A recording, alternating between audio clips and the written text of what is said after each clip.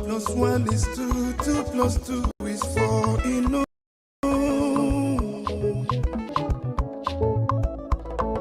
Onye puru chi yuzo akwa no no. Joy. Don't give up when he's so close. He's so close. Okay, Chukukama. Never you give up, no. Okay, Chukukama. Believe in your dreams, brother. Okay, Chukukama. Never you say no. Okay, Chukukama. Okay, Chukukama. Never you down your bed, no. Okay, Chukukama. Keep your head up, keep on fighting more. Okay, Chukukama. Ayabala, okay, Chukukama. A big shout out to Mazi Ogechukukere. I salute you, my peer, Mazi Simoniba. Life is sweet when you bet. The greatest shout out goes to the media team, great talent. They won.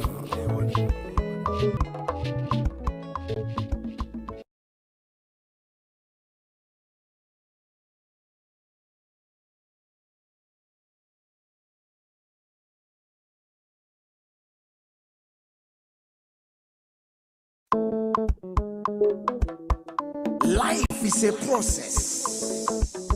No matter how you go about it. Mazi Ogechukukere, Omale Chanwoke, the Biafran Republic of Mexico Finance Minister, is humbly campaigning for global Biafran financial support for the purpose of Finland Convention, Biafran Defense Forces, and redeclaration-related activities. I appreciate all Biafrans who have been supporting our liberation movement. I also urge everyone to massively support more than ever, especially in these critical times. Oh, my fellow lovely great Biafrans, let's come together and support our Prime Minister, Mazi Simoniba, who is currently working tirelessly to hand over our freedom to us this year, 2024.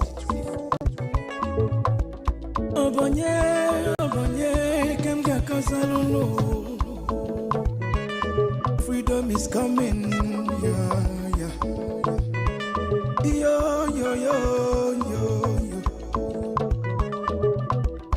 Mazi Ogechukukere.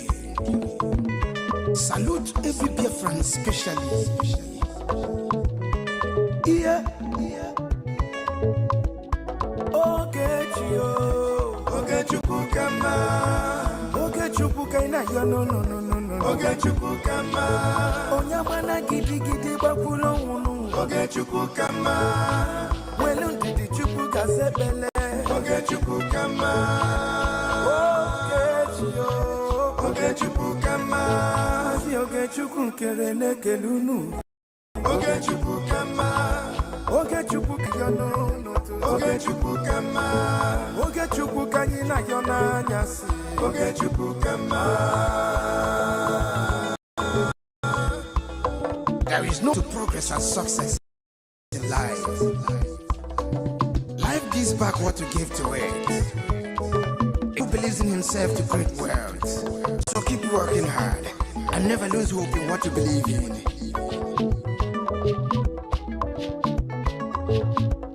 Ayakata. Life is not easy. Sigh. Make you take and judge. I want to use this special opportunity to recognize great Odmebujuku. I can't also forget General Philip Effiong. Okama Daloso. Come to take one woman on the ground. Kubigwe anyina fuakolo. Airborne. The thank the God in homeland. A special recognition to every Biafran who have been supported. May Elohim continue to flourish you in your different endeavors. He says, Mazina Degano, Ohamadike, one of Biafra. The Prime Minister, Obatobi, Ogachukukere, Simukelekio, Wokoma, Ogachio, Ogachukukama, Ogachukukaina, no, Ogachima, Onyamana Gidi, Ogachukukama, Chukukazebele, Ogachukukama,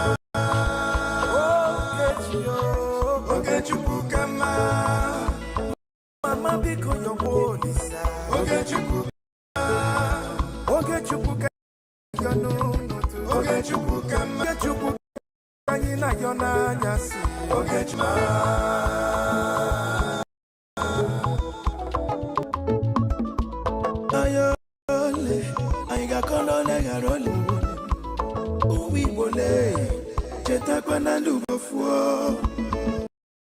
One plus one is two, two plus two is four. No.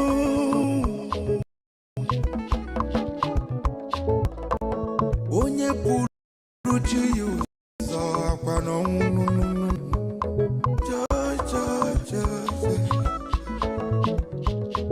Don't give up when he's so close. He's so close. Okay. Never you give up, no. Ogachukukama. Believe in your dreams, brother. Ogachukukama. Never you say no. Ogachukukama. Ogachukukama. Never you down your faith, no. Ogachukukama. Keep your head up, keep on fighting, Ogachukukama.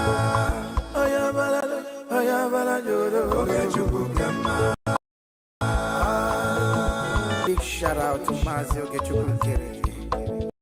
I salute you, my peer, Mazi Simoniba. Life is sweet when you're patient. The greatest shout out goes to the media team talents. They won.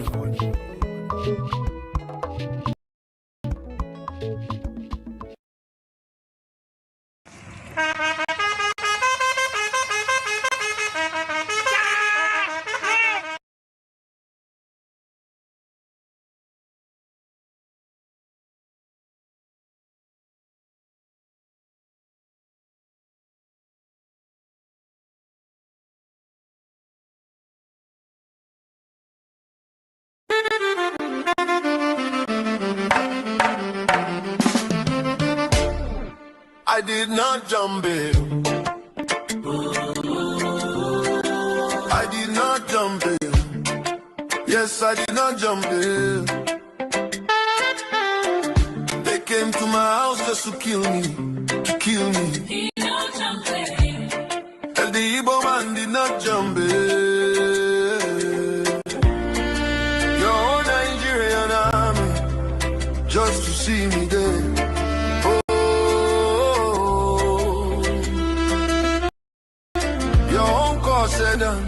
Did not jump in, defendant did not jump in. I need my witnesses in court to testify in Abuja.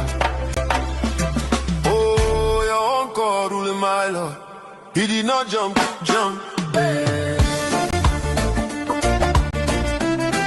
Igbo man does not run. Igbo man does not jump your bail. Your own God, man, said that he did not jump bell. My Lord, my Lord, my Lord. I don't know why my case should be contrary to the Constitution of Nigeria, Constitution of United Nations. Extradition from Kenya. Your own God, my Lord, I am dead already, yes, dead already.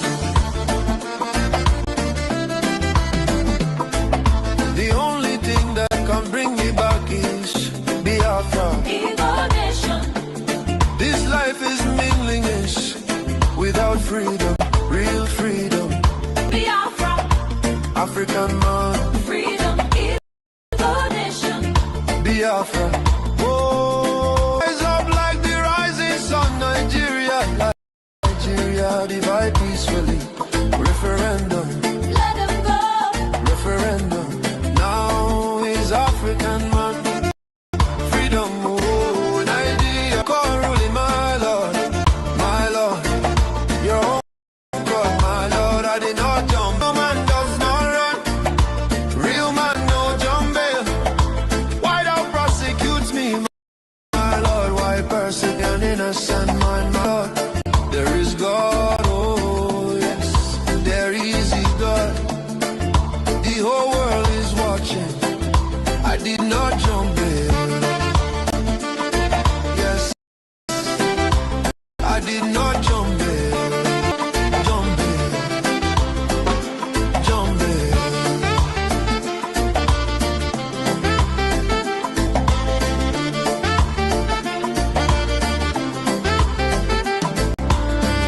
They came to my house to kill me, to kill Lagos. Let it all get style, let it all get style. Nigerian army came to kill me, just to see me dead. Oh, I saw it, I saw it. I saw you said, Defender, self-defender, did not jump bail. I did not jump bail. Stand tall, I stand firm. To defend myself, Nigeria, obey your own call. I did not jump the bill. They came to kill, oh, extra rendition. Extra rendition. I did not jump the bill. I did not jump the bill.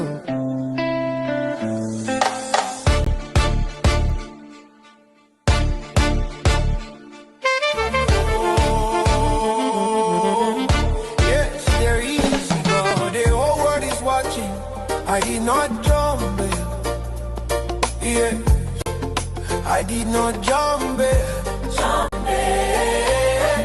They came to my house to kill me, to kill like Lego. Like it all gets started. Let it all get style. Let it all get style. Nigerian army came to kill me, just to see me dead. Oh, I saw Beside it. the defender, self-defender. Yeah, jump bail. I did not jump in. I stand tall, I stand firm to defend myself. Nigeria, obey your own court order. I did not jump the bill. They came to kill, oh, extra rendition.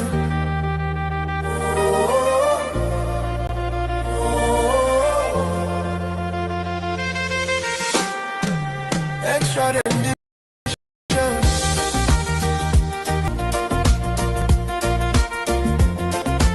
I did not jump.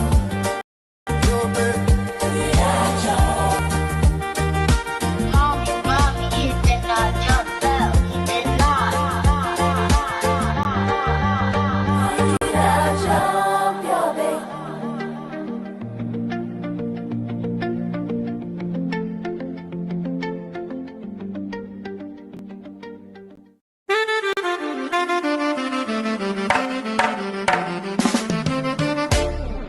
I did not jump in. I did not jump in. Yes, I did not jump in. They came to my house just to kill me, to kill me. He don't jump bail. And the Igbo man did not jump in. Your own Nigerian army just to see me there.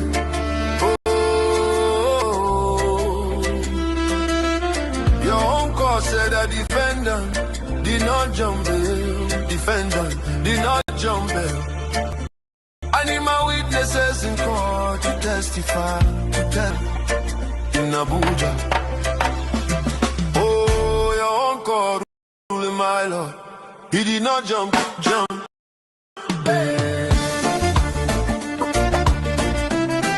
Igbo man run. Igbo man does not jump your bail. Your uncle man said that he did not jump bail.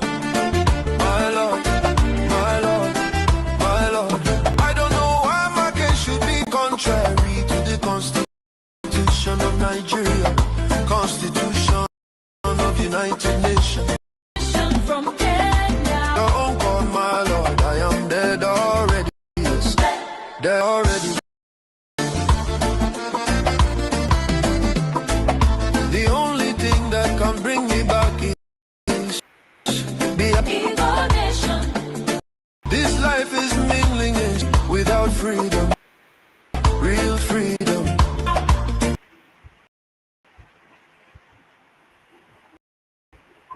Good morning, Biafrans.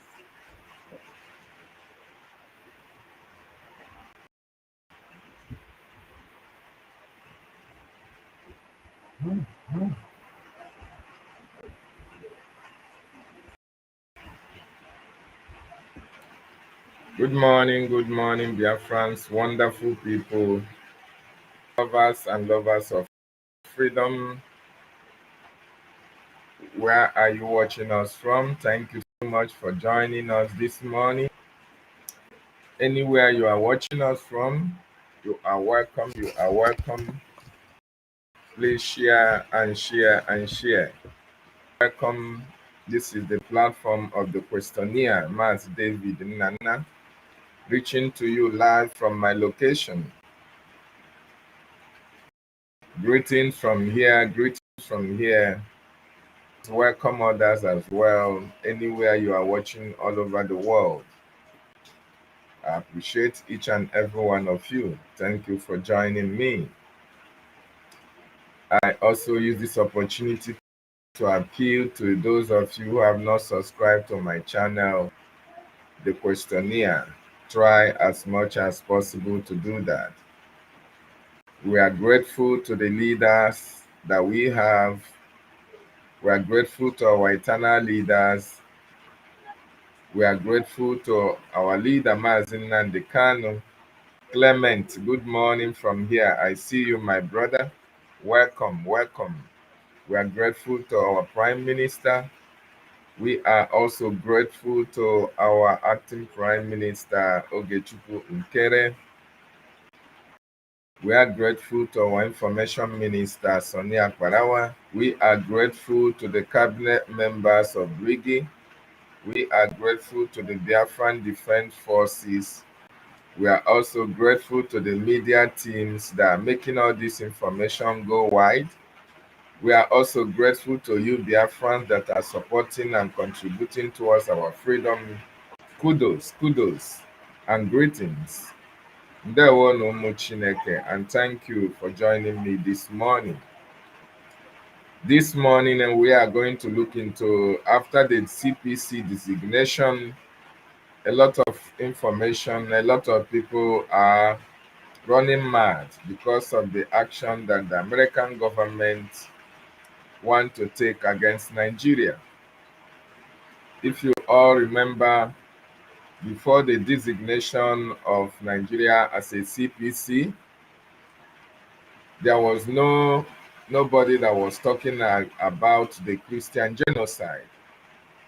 Everything was fine. The government officials, the Nigerian government, none of them were talking about the genocide that has happened in Benue, the killings in southern Kaduna, Borno, Katsina, all over Nigeria.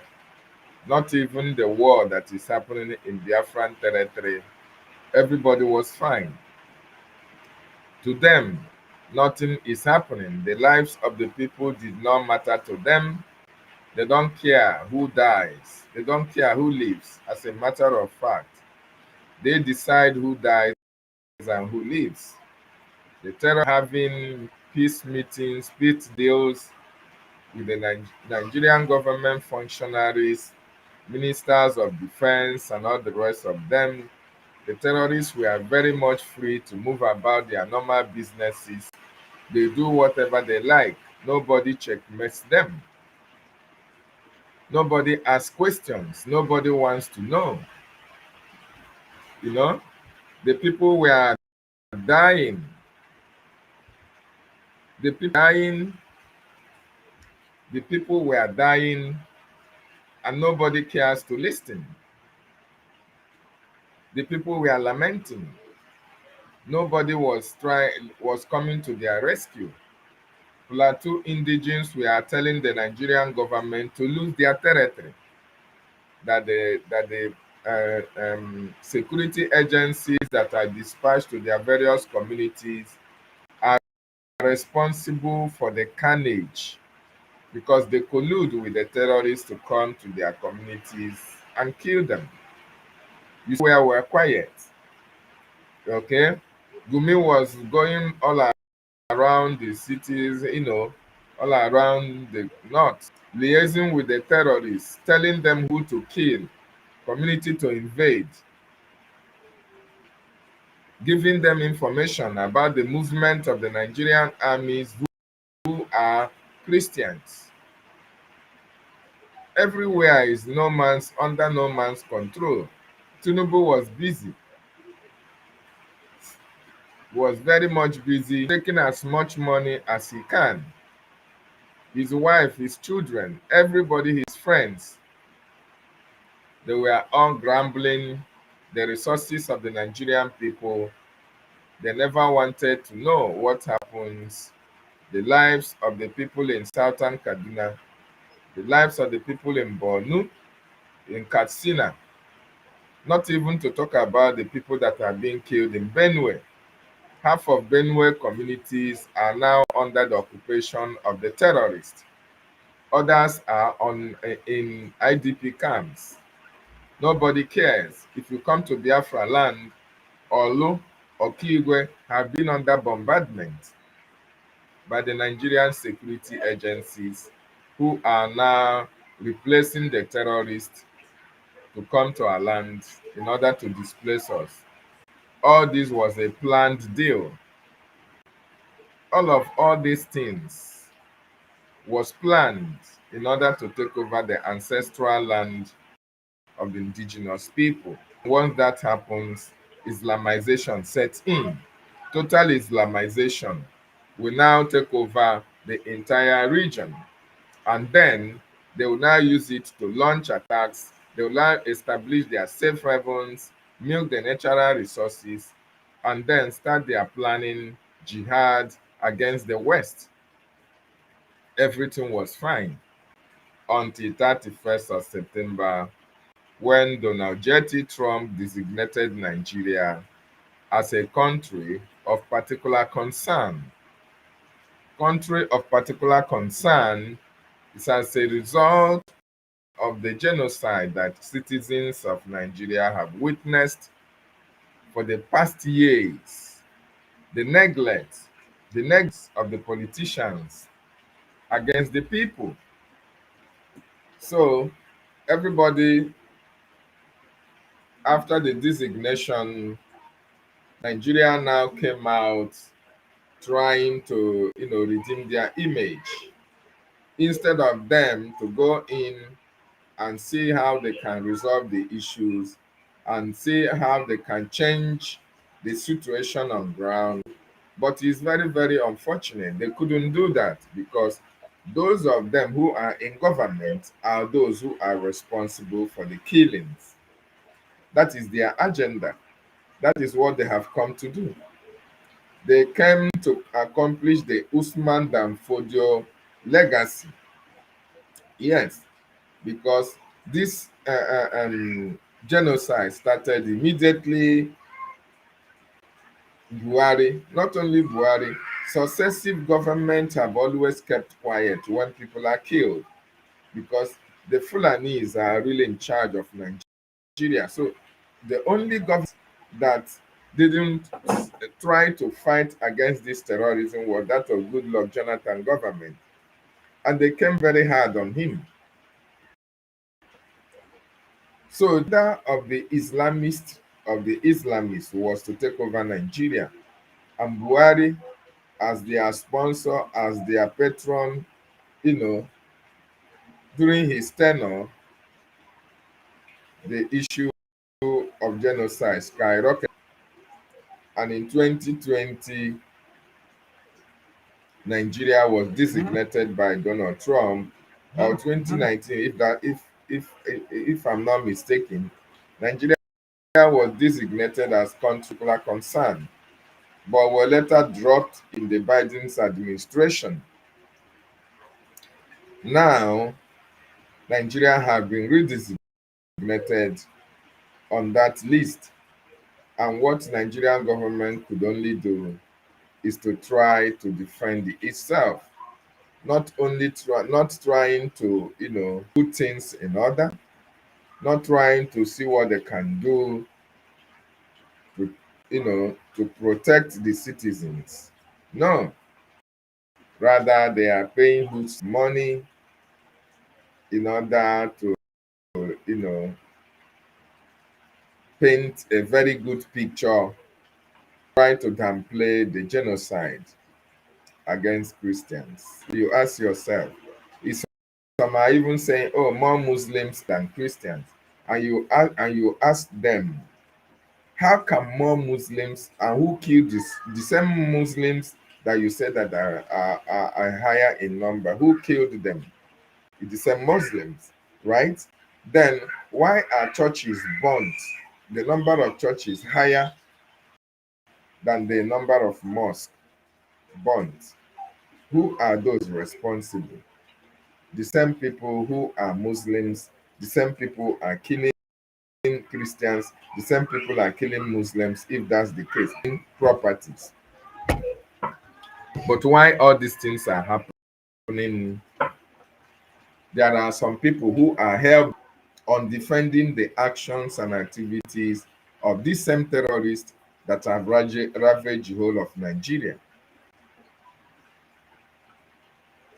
And these persons are in government positions. These persons work with the Nigerian government. These persons speaks for the Nigerian government, and nothing has happened to them.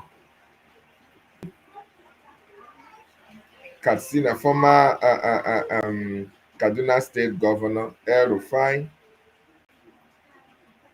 all these people are in the government of Nigeria. They have not painted any thorough picture of what is happening or what has happened, of why communities are being destroyed.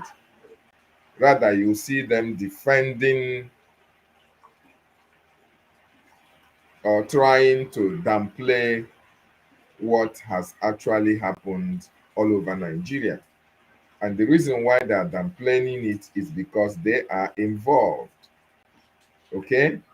They are very much involved in the activities of the bandits, in the activities of the terrorists, in the activities of Boko Haram, ISWAP, and all the terrorist groups, organizations that the North can produce. Because you can't tell me, it is very sad and incomprehensible that only in the North, the terrorists that we are talking about are only in the North. None is from the South. The only thing they say that is in the South are people who are agitating for their freedom, which are the Biafran people. About all these terrorists, call it Boko Haram, or call it ISIS, call it ISWAP, Baranafa, and all the rest of them.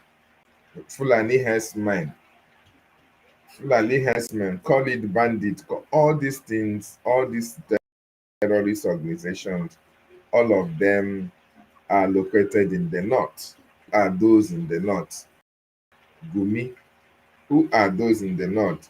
El Rufai and all these security chiefs, all the police big shots, all the big shots of this country that are governing Nigeria came from the North. So do you wonder why the terrorists also came from the north?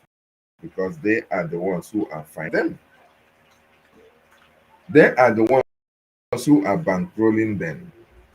And even as they continue to, try to deceive other Nigerians, they are also practicing Sharia in the north. So how are you going to define that? How are you going to explain? When it comes to the south, they don't want the southern people to exit Nigeria, but they have created their own government, their own constitution, their own system of government in the north. And nobody is asking questions, nobody is tackling them.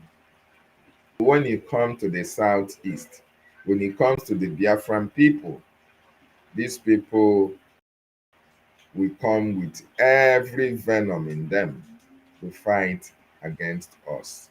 So why the leader of the free world designated Nigeria as a country of particular concern, the spokesperson of Sheikh Gumi is coming out to defend the terror that have killed people. Him and his likes, all the northerners, all the Muslims, none of them is happy of the designation of Nigeria as a country of particular concern. Why? Because their action, because their policy, because their plan is to destroy the Christian community. That is their plan from A to Z. All of them will be comfortable. All of them will be comfortable in an Islamic state. I mean, all the northerners, all the Muslims, none of them is an exception. All of them are comfortable in an Islamic state than secular state. So when Donald Trump designated Nigeria as a country that is, volatile to Christians, all of them are raising eyebrow. They are now coming with propaganda. Oh, America is coming to invade Nigeria for Nigeria unity. Oh, America is coming to take the resources and all the rest of them. They now send out a lot of money, $2.7 billion, in order to change the narrative, in order to see how they can lobby their way out of this designation. They are buying countries to speak for them. They are buying media houses to write for them. They are paying individuals to continue to downplay the horrible situation that Christians find themselves in Nigeria. And this is why Donald Trump or the American congressmen and women are now speaking out strongly. Ted Cruz, in one of the tweets he made some if not some hours ago, actually acknowledged the fact that Nigeria are paying PR, public relation firms, in order to to present a very good picture of Nigeria, and even trying to downplay the atrocities that the terrorists are committing in Nigeria, rather than tackling the issue at hand. They are now painting a good picture and trying to say that, oh, America is coming for their resources. They are no side, that even more Muslims are killed. This is their narration. This is their narrative. But we know the truth, because it is not about, there are documented evidence. Evidences are bound everywhere. That Muslims are killed more than Christians, provide the evidence, because the evidences against the Muslims are overwhelming. They are terrorism. They continue to kill our people. They continue to kill Christian communities. The evidences are documented and before the American congressmen and women.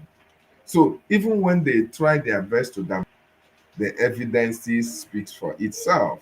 The testimonies are there. The people are ready to come out at any time to give you verifiable information against this terrorist state and their sponsors.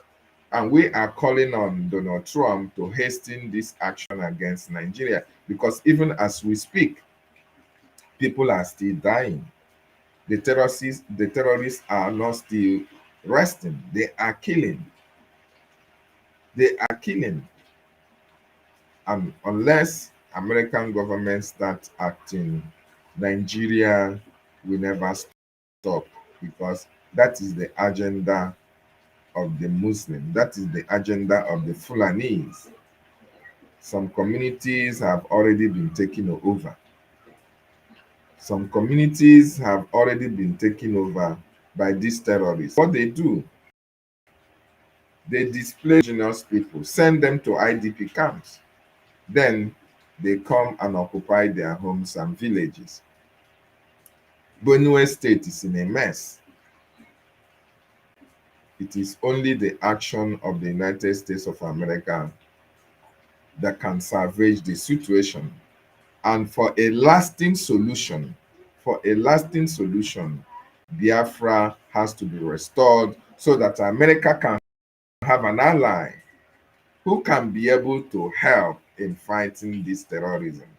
There is no two ways about that. But this morning we are going to, for those of you who are Nigerians, because even as things are unfolding, even the evidences against Nigeria are so overwhelming, there are people who are still very much interested in becoming one Nigeria. And I don't understand, I don't see why, when you listen to what some people are saying against your faith, you still want to belong to one Nigeria. It means there is something absolutely wrong, a reason, or you are not seeing what others are seeing. Because in this conversation, I'm going to play this conversation or these interviews that you have with Gumi and Barrister Darlington speakers. When you listen to Gumi, what Gumi is saying, you'll understand that terrorism in Nigeria, Christian genocide in Nigeria can never stop. It is not going to happen, because it is people like Gumi that are fanning it. They are the ones who are sponsoring these killings, this Christian genocide that is happening in Nigeria. Gumi is the one who is giving these terrorists information where to go, who to kill, which community, which villages to take over, and which not to take over. You remember what he do in the Southeast? Gumi advised the government, the governors of the Southeast, to give Biafran youths guns, give them, buy arms and ammunition, and send them to go and fight Eastern Security or Biafran Liberation Army. Why did he say that? He knows that the Biafran forces are the ones who are protecting the land of Biafra from the terrorists who are coming to kill our people. They see that this has been chased away from the bushes. They see that the Biafran Defense Forces are also delegitimizing the terrorists that they already put back into the military and police. They see that they cannot succeed. So they now want the southeastern governors to, gather youths on the street and give them arms and ammunition, so that while they are going to confront the Biafran Defense Forces, then there will be a clash. It will be a communal, or, oh, Igbos are killing themselves. The same Gumi advised the southeastern governors. You can see the person that is, co-sponsoring the terrorism and the Christian genocide in Nigeria is now advising the southeast governors to do the same in the southeastern part of that evil called Nigeria. But the bad news for them is that the Biafran people already know the agenda. Our leaders already know their plans even before it was hatched. And that is why the Biafran Defense Forces are there to protect our women and children. So I want you to relax and listen to this very, very important discussion that happened here.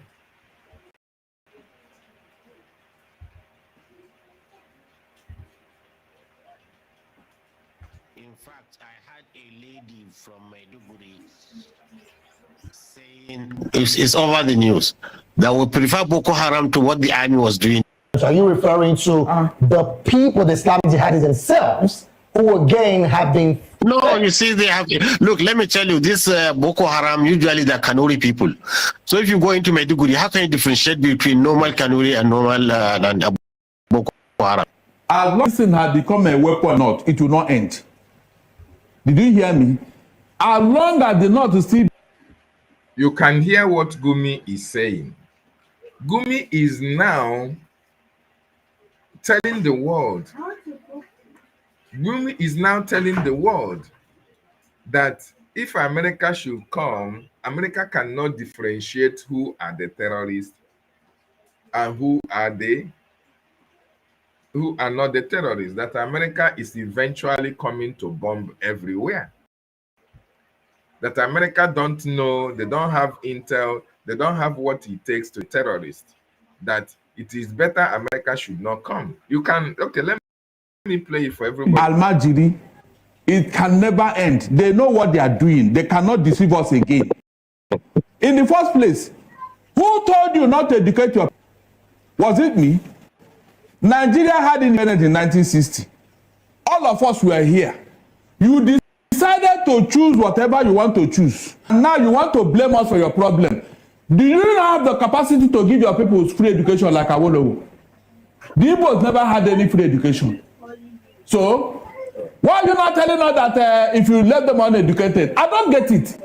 You don't feel that you have this entitlement mentality. Is it our fault that this is not happening in your area? You people should go home and think. Yes, you created this problem. Don't run away from it. Let me... My people, this is bombshell. Like Barrister Darlington does everywhere. Barrister Darlington has finally told Sheikh Gumi the bitter truth. In his face, Barrister Darlington said it as he did not bend his mouth. What a courageous man. Please, people should protect my Darlington for me. You guys know that after Trump threatened military action against these terrorists in Nigeria, so Sheikh Gumi now told Tinubu to cut ties with the USA, that Tinubu should not allow Donald Trump and they to come to Nigeria to do whatever they say they want. That Donald Trump want to come and buy innocent Nigerians in Nigeria. My people, what they say shall never end. As you can see, these people that we have been suspecting that they are sponsoring or they are supporting this terrorism in Nigeria, like they are all out, straighten USA. This is Asaru Dokubo. All of them, they are out, my people. Hey, like these people don't want to end insecurity in Nigeria. Like they are, I guess, USA coming to Nigeria to wipe out these people. This is to tell you that these people, they know what they are doing. They don't want the insecurity to stop in Nigeria. But before to watch the full video, my people, I said that at the end of the day, they go carry waiting they happen for Nigeria now, put for Igbos. So in Sahara Reporters earlier today, they posted that the Southeasterners mobilized for mass protests in DC to stop Tinubu's delegation coming to polish Nigeria image. When the backlash was much, my people, they deleted and then reposted. Look at what they said. IPOP mobilizes members for mass protests in Washington, D.C., Tinubu's delegation coming to polish Nigeria. Have you seen that they are deflecting from the real situation to now playing tribal card? At the end of the day, the narrative will be now Igbo people invited Donald Trump and America to come and buy terrorists in Nigeria. Or even they will say buy Northerners, my people. This is the narrative they want to put out there. Instead of Tinubu and his cohort to take decisive on how to this situation, like this insecurity right now, just as Donald Trump instructed that if not, US will step in. No, they are trying to play tribal card. Anyway, we expected this before now. So another shocking breaking news, my people. Chad shut borders as terrorists plan to flee northern Nigeria over planned US military attack. The government of Chad had announced the immediate closure of its border with Nigeria, attributing it to security concerns following reports of alleged US military plans over Christian killings and genocide in the West region. My people, this is really getting serious. Anyway, guys, so watch this video and hear what Barrister Darlington and Gumi said concerning this matter. This is really interesting, and you really need to watch this video to the end. Share it, like it, and also leave your thoughts in the comment section. Thank you so much for doing so. Now, joining us virtually, we have Ahmed Abubakar Gumi, an Islamic cleric, scholar, former military officer with the rank of captain in the Nigerian army. He's the current Mufti Mufassir at the good to have you with us. Now let me start off with you. Now, this country of particular concern, President Trump, Sheikh Gumi, I beg your pardon. President Trump did say a few things, like, you know, if Nigeria doesn't address this issue, he's going to come in guns blazing and wipe out the jihadist terrorists, these jihadists that are killing Christians. Now, first, what is your immediate reaction to that? And do you think Christians are being killed, or is this a religious thing? About this, what's going on, genocidal? Okay, it's a pleasure for me to have you on the show. Number one, for me to have you on the show. Yes, go ahead, please. The language of Trump is very contemptible and disrespecting. Go ahead, please. Okay, he called us a disgraced country. He also threatened Nigeria with a military action. No, but the reason for the military action is because Nigerians killed in their numbers. I don't know if you're familiar with the data. It means he's only concerned with the lives. The Are you not concerned? Are you not concerned about the lives of Nigerians? He's only concerned with the Christian lives, and he's not concerned with the Muslim lives. No, but Muslims are losing every day to these terrorists. If we X-ray the statement from President Trump, he said he didn't say he's going to come and kill Muslims. He said he will come and he would the Islamic jihadists. No, you see, let's be pragmatic. Let's be pragmatic in what we do. He is specifically showing that he's a vanguard of Christianity and Christians here. That will automatically turn the Muslims against him, even though he's fighting the terrorists. And one thing also, the terrorists, because they have been attacking Muslims more. Now, if by any chance one terrorist of protecting Christians, they immediately turn their guns directly on the Christians. Let me tell you what's happening. Why kill Muslims? Let me tell you why they kill Muslims. Tell you why they kill Muslims. Go ahead, please. You see, these terrorists, I don't know their psychology, and you understand them, then you mess up with them. The Muslims in towns, because they say they are revenging for what government or military is doing to them. Since they don't have access to the military, and the military is protecting these Muslims, so I will attack those who are protecting. This is the psychology, this is their mentality. So is it okay? Is it okay that people are being killed? Is it okay? Me and you cannot change it. So now if Trump comes says we're terrorists because they are killing Nigerian lives, it will be a completely different issue. But were specifying that he's coming to protect Christians. This is really very unfortunate, and it shows. Sheikh, when you say shows, that they are killing Muslims because of what the government is doing to them, what moral ground, on what moral ground are they actually operating in Nigeria? Given the fact that we know that they are not even Nigerians. Sometimes we've actually learned that they are foreigners. Whatever they are, you don't give them an opportunity to cause the havoc. Look like what's happening now in Mali, what's happening in Niger and other places. These people are armed from some places we don't know. Even the former Chief of Defense Staff, he said for 15 years they are fighting Boko Haram, and sometimes they find foreign currencies, euros and dollars in their pockets. So somebody is behind trying to destabilize Nigeria. But what I'm telling you essentially is, for Trump to say he's coming to protect Christians when Muslims are even dying more, this is the offensive word, and this has called, and this, we should show this man we are a nation, a sovereign nation, that he should not interfere in our own internal affairs. Yes. But if he's saying he's coming to assist Nigerians, which we have many ways you can assist Nigerians. Can I have, just give me a minute, please. Let me put this out. Let me put this out there, and then we'll take your response, and also take responses from the studio, because we have other studio guests we are here with us. From what we understand, Nigerians are being killed in their numbers. A particular data has it that between October 2023 and September 2024, about 4,788 about that were killed, and out of that number, 3,100 are Christians that have been killed.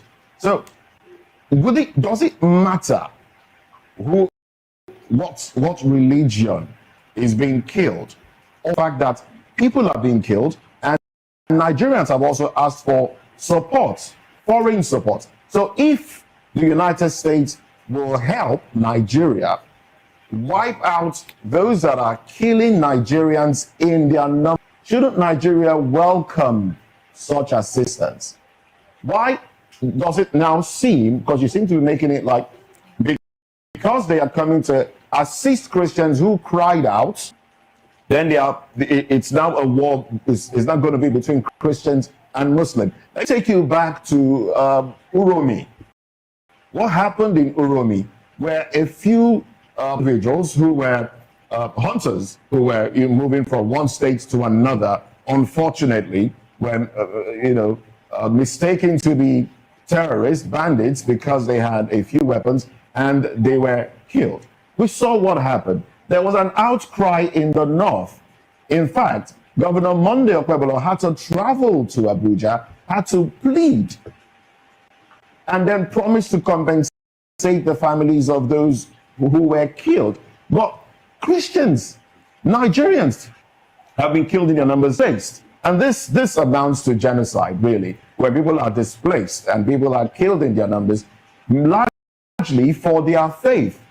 So, are you not concerned that this might help solve the problem that Nigeria has been dealing with since 2009, the problem of Boko Haram? Shouldn't we be looking for a solution? And if there is one that can be without Nigeria's sovereignty being affected, why haven't we gone for that solution, Sheikh? Just be patient and understand. If it's meant to say that, people will believe it, because China is not closing into our internal affairs. It's Russians. People will believe. But America are not to be liars. They said Saddam Hussein has weapons of mass destruction, and there is none. And they have caused confusion in Iraq, in Libya, and everywhere. So when they said Muslims are killing, or there is massacre of Muslims, like Christians in Nigeria, from which side? They didn't specify whether it is the government or whether it is the Muslims that are doing it, or even if Christians are targeted. Whatever it is, can cure and eliminate the terrorists. I will welcome it myself, but I know they can't. Okay, when you say cannot, when you say they cannot, let me tell you, they have fought 20 years in Afghanistan. They could not finish them. Afghanistan is in Syria now. This same thing, and this terror is not easy to just come and drop bombs here and there and think you finish them. They have infiltrated the society, so it's going to cause more damage. More Muslims and more Christians will be killed if we drop a bomb in Nigeria. I'm telling you this. You can take it for a record. So what we are trying to avoid, we are going to even compound it. Look, my son, how we can pacify these people. I've been going to see how we can pacify these people, and human beings, they reason. But if you say you want to use force against force, then you will compound the problem and make the thing dirty.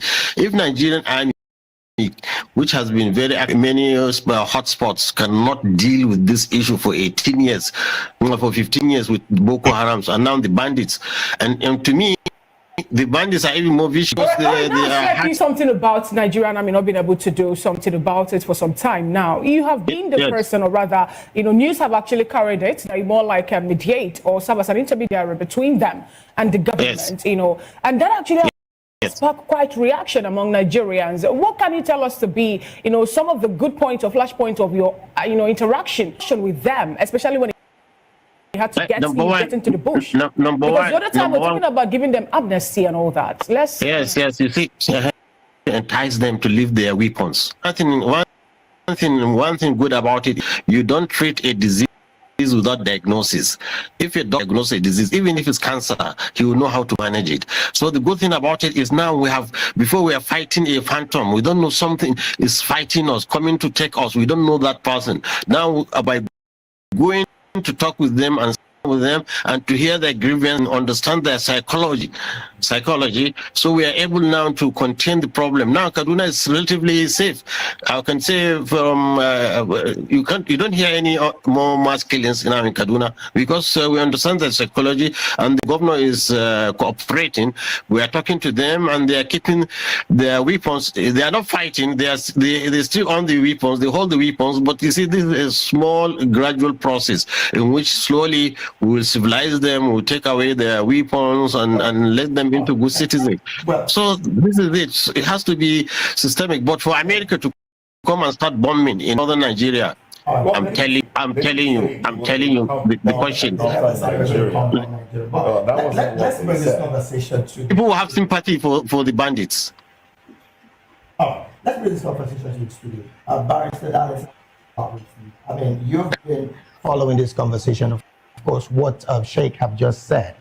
Your perspective, first off, what's your general overview of this statement from the U.S. government? Plus, from all that has been said thus far, is it clear right now that Nigeria seems to be negotiating with these bandits and terrorists in clear of what, of course, the opposition would want to put on? It is unfortunate that we are going through this route. Seriously. It's unfortunate that America is even pitying us. America is angry with what is there. For God's sake, how can a poor people call themselves a band holding Nigeria to ransom? Where is it done? Can such a thing happen in America? That is why this man is angry with us. This type of thing can never happen anywhere. And look at how we are trying to pamper them. Look, Moses. On a more serious note, they said anybody who go to the bush and fetch anti-infested firewood is calling for this to come for a party in his house. If we have not allowed these people to come into Nigeria, will anybody be to us? Are we going to become a number in the CPC? But because we allow this thing, and leaders, from the beginning, that we are tolerating these boys. Moses, on what ground would anybody, any leader in Nigeria, either from the north or south, go outside and bring terrorists into Nigeria? Pastor, do you have faith in the approach being carried far to assuage their temper? It's a lie. No. Let me tell you, Moses, hold on. Somebody in this country once told us that there are good and bandits. I'll take my dictionary. I didn't see where they wrote these are good bandits and these are bad bandits. I don't know what that means. Somebody told us that if anybody should attack them, they will not vote for that person. In this country, somebody told us that, yes, that if government does not answer to them, there will no peace in Nigeria. Mostly, these things are statements that was made for a man who claimed to be patriotic, a statesman. Is that how to solve a problem? You are pampering these boys. You are making them to become so bold. What audacity do they even have to attack anybody in Nigeria? For what? No, hold on. People, especially from the southeast, who have been fending for themselves, do they look for government subsidy?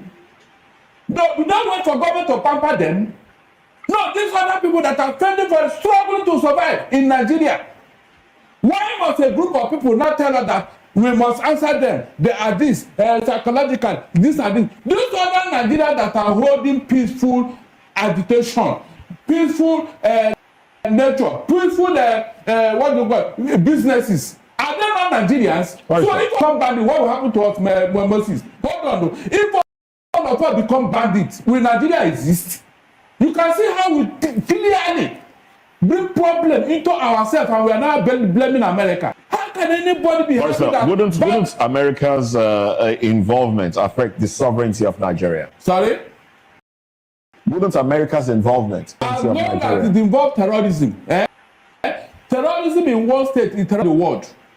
You remember at a point, America had to place a travel ban on some countries where terrorists are going this way. You remember? Good.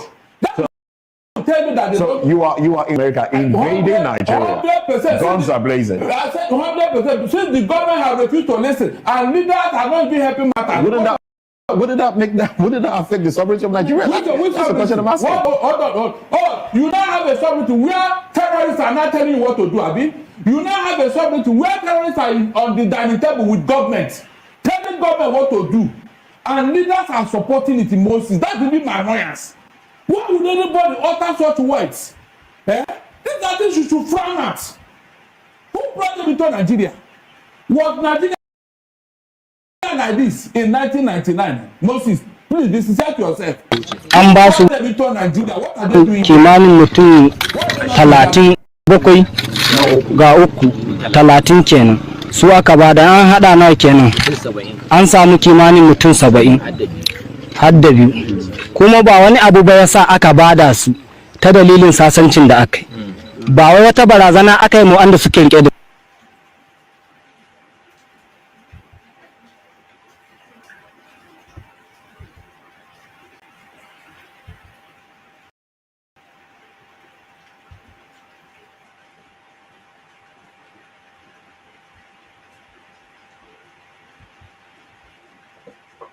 when they are talking about terror, the terrorists, these are the terrorists that we are talking about.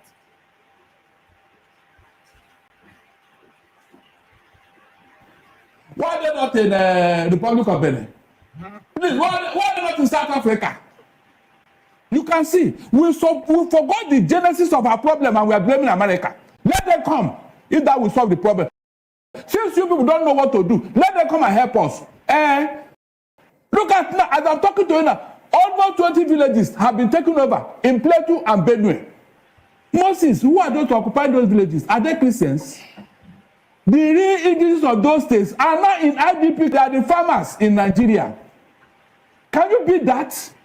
And yet, everybody is not talking. So do you think if America involved and then come to, in quote now, save Christians in Nigeria, do you think it will lead to an unrest between Christian and Muslim, like the Sheikh has said? It might let Muslims turn against Christians in Nigeria. Look, we have tolerated enough. We have taken enough from these people. Leah Sharibu, as I talk to you now, a young girl is now in what? Captivity because of her religion. Moses, have you seen any Christian group that have kidnapped any Muslim girl because of her? Yet we kept quiet. Have you talked? Did you say anything? Somebody woke up one day, Sheikh Tanshi, and told her that Tinubu's wife should be killed because she's a Christian. That God told him to kill Tinubu's wife. I'm talking of provocative statements that cause problems. Yet we kept quiet. What? Did you say anything? Is it not hard to show tolerance? Okay. So why can't our Muslim brother do the same thing? Sorry. So that Nigeria will live in peace? Before we come, sorry, please. I want you to land on your thoughts. Yeah, they do the same thing. And see whether this place whether America will even look at us, not to talk of placing it on CPC. That's what we're saying here. It is because of the actions and statements of leaders that have caused the problem. They should not. Yeah, they still want to blame us for what they have caused. They still want to blame us to Moses. How do you take that? Is that not an insult? Right. You are talking about America insulting, but instead of when you told us that we agree with the bandits, there will be no peace in Nigeria. Moses, can you beat that? And it's because of this statement, that's why Saudi Arabia could not tolerate you. They declared you persona non grata. Saudi Arabia, the seat of Islamic Caliphate, they could not tolerate you. But here, you tell us all manner of things, and you get away with it. All right, before we take contributions from Barrister Adam Zata, let me go back to Sheikh Gumi. Sheikh Gumi, are there? Okay. I understand that he has left the conversation. Well, let's come to you now. All right, yeah, I think yes. Nobody celebrates failure except Nigerians, and that's who are ignoring and romancing with the government. The government is behind what you are saying today, and I welcome what is called the United States of America. I agree with Donald Trump. When you have failed to put your house in order, you give room for outsiders to come. Agree with Donald Trump? Yes, I agree with guns him. Partially, fine. I don't support military intervention. So why do you have that because I know this country is a very peculiar country. If you invade this country with force, you see that religion is going to set in, tribalism is going to set in. A lot of people are hibernating. The question I'm asking is, why should that be a problem? Why should there be some religious uprising? Because what America is saying is to attack the Islamic terrorists. Do you think they don't have the means to identify who is a terrorist and who is just a Muslim? You think they don't have the means? Why should Nigerians be concerned that if terrorists that are causing insecurity in Nigeria are attacked, it's a bigger problem, religious crisis? Why are we that concerned? Let me give you a very peculiar situation. Okay. Don't we have Christians in the western parts of the country? Do we experience that? No. That's the more reason to be diplomatic. By that statement, we are coming to attack terrorists in Nigeria. It's a different ballgame when you mention we are coming to attack the Muslim terrorists. Islamic jihadists. It's a very specific statement. Do we have other? So apparently, considering the antecedents of how Americans have gone to other parts of the world, and they have failed. They have gone to Afghanistan, they have failed. They're left with heavy problem in that other part of that was the world. Political problem. And then, whether we like it or not, they failed. They went to Afghanistan, they failed. They went to Libya, they failed. We look at all these antecedents, and then considering the fact that this country is just a growing country, it's a developing country. I agree with the provisions of the Constitution, particularly Section 10 of the Constitution, that states that no state shall adopt state religion. But you see that some parts of in the north, they have not even for a long time ago, for more than 20 years now, part and parcel of their system. And then you see that the government will continue to pamper these people. They are ignoring and romancing with them on a daily basis. It's wrong. And I also agree with President Donald Trump to an extent. I love what is happening because it's putting more pressure on President Bola. Because if you look at the build-up towards the election that ushered in the late President Muhammadu Buhari and others, you see series of statements from President Bola Ahmed Tinubu. There's a lot of pressure on the then President Jonathan. Heaven will fall. Jonathan is running the kindergarten, this government, this and that. The same person is in power now. Interesting. In 2014, some governors went to the United States of America to complain about genocide. Well, that wasn't the word used then, but complain about Christians being killed in Nigeria, Indians. in 2014. Why didn't we see that as a problem? Why is it a problem now that Christians are crying that they are being killed in Nigeria? It wasn't a problem in 2014, just before elections. The figures at that time are even higher than what we've experienced in the first half of this year. Why was it a problem? The same people, they are using it for political reasons. Is it not the same Bola Ahmed that led the team then? He led the team, he used the social media forum for their selfish interests. And that is the government that demolished Jonathan administration and then usher in the then president. Any desire to end what is going on now? The government have failed. If you ask me to rate this government, I will rate them 0/10 in all aspects. Is it a government that is bent on hardship on Nigerians? Is that a government? Is it a government that failed to protect people in line with the provisions of the Constitution? Is that what you call a government? That is total. And then I'm saying that the president should resign. Forthwith. Because if you cannot protect properties and life, what are you there for? Because there must be life first before you can even say you want to govern people. So the government have failed woefully. I'm in support of what is happening. I love the pressure from the United States of America. All right. To an extent. All right, to an extent. Barrister, let's have your, concluding thoughts on this one. My concluding thought is that, look, this religious sentiment should stop.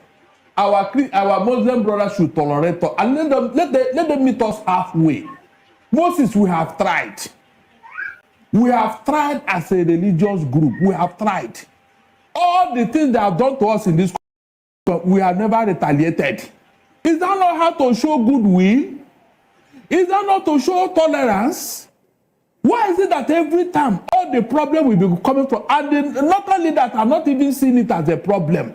Rather, they will blame me and you over here for the problem they created. I mean, these are the issues here. If they should do that, even Trump will not look at us. All this noise about CPC will not come up. Let them try to tolerate the Christians for God's sake. That's what I'm saying. They should tolerate the Christians because we have tried. No other religious group can tolerate what we are going through here. And because of this intolerance that is causing problems, then they will continue to do what they are doing. You have never seen it as a problem. These people that are occupying Benue and Plateau, where are they from? What religion do they profess? All the people that are marauding all over the north in the name of Boko Haram, bandits, or whatever, are they Christians? Moses, are they Christians? So, who is behind all these things? Can't we tell the northern leader to come together? Take yourself inside the room and talk to yourself. These are your children. Even if somebody told you that they are their boys. So when you have done all that, why are you calling on that to? All right, then, Barrister, let's take this conversation to Sheikh Gumi, who we understand has joined us again on the conversation. Sheikh, once again, I want to say thank you for being a part of this conversation. You did mention earlier that the Nigerian army at the moment are doing well enough to manage the insecurity within the space. And of course, you mentioned Kaduna State, relatively peaceful from your perspective as well. But the question about Donald Trump's statement, particularly in helping Nigeria insecurity when it comes to these jihadist group, is one that you have frowned at. And you made mention that the presidency should reject that statement. In fact, you also did say that the consulate in Nigeria should be called to order. From your perspective, do you think the sovereignty of Nigeria has not been trampled upon with the level of insecurity that has bedeviled us and the fact that the government has consistently have conversation with terrorists, which again is against the constitution of Nigeria as a nation? Okay, I actually don't understand particularly what you want me to comment on now, but you see, you are dealing with these Western colonist, imperialist, supremacists. They know how to divide brothers and make them fight. I don't think interference in Nigerian internal affairs should be rejected by all meaningful nationalist, patriotic Nigerian. Yes, we have problem. And yes, in fact, even to accuse the government, of being complicit in this, it's even obnoxious. I don't know how how somebody in that position should ever even suggest that Nigerian government is complicit or that Nigerian is doing anything to curb them. In fact, what Nigerian government did was it was able to contain. We are able to contain these terrorists more than Mali is doing. In all their dedication and patriotism, I think now they are just some few kilometers from the capital. What I think we should do, we should unite as Nigerians. These people, they don't have religion. They are just, I don't know. It's an evil that God has sent it to, not only to everybody, to the Muslim, Christians. They don't have religion, and also I also align with what we got information. Yes, let me tell you. From the NSA, you see, you don't know. Who say that they are foreigners. Let me tell you one thing. You see, I don't think any of you is versed in Islamic studies. You know, prophecies. We have a prophecy in the books of the Hadith. Is there written? The Prophet sallallahu alaihi wasallam, peace be upon him, said, "In the end of times, there will be youthful children coming out in the name of Islam, killing people." Exactly mentioned in the Hadith. Okay. So it's an evil to us, camouflaging as Muslims. And let me tell you one thing, even that, like Trump and his white supremacists are having problem in America. It's not all Americans are doing. Exactly. Sorry, Sheikh. No. They are, wait. In every religion you have this extremist. Trump is just as an example, this terrorist. Look at Netanyahu, the Jewish. Many Jews are against what he's doing, the genocide in Gaza. So even we Muslims, who you have such extremists. No, now that we've also established all this, Sheikh, we have established this, you know, at this point in time, Sheikh, we've established that this is more like a perilous time that we are having, especially in Nigeria to start with. We've been told that these people are not Nigerians. And not just that, too, we were also told by the NSA that they're foreigners. As a matter of fact, the junta leader also told Nigerians that, yes, they were able to them, especially from Burkina Faso and also from Niger. They were sacked. If, for example, have Taylor, who is a Nigerian, and he is in Nigeria now, spreading his tentacles, trying to kill people at this point. Now, isn't it a good thing that at this point, we're getting people that will help us to squash them and get Nigeria back to what Nigeria should be, especially restoring our peace and our movement? Let me tell you, madam. You see, Trump is an extremist, just like this extremist you are fighting.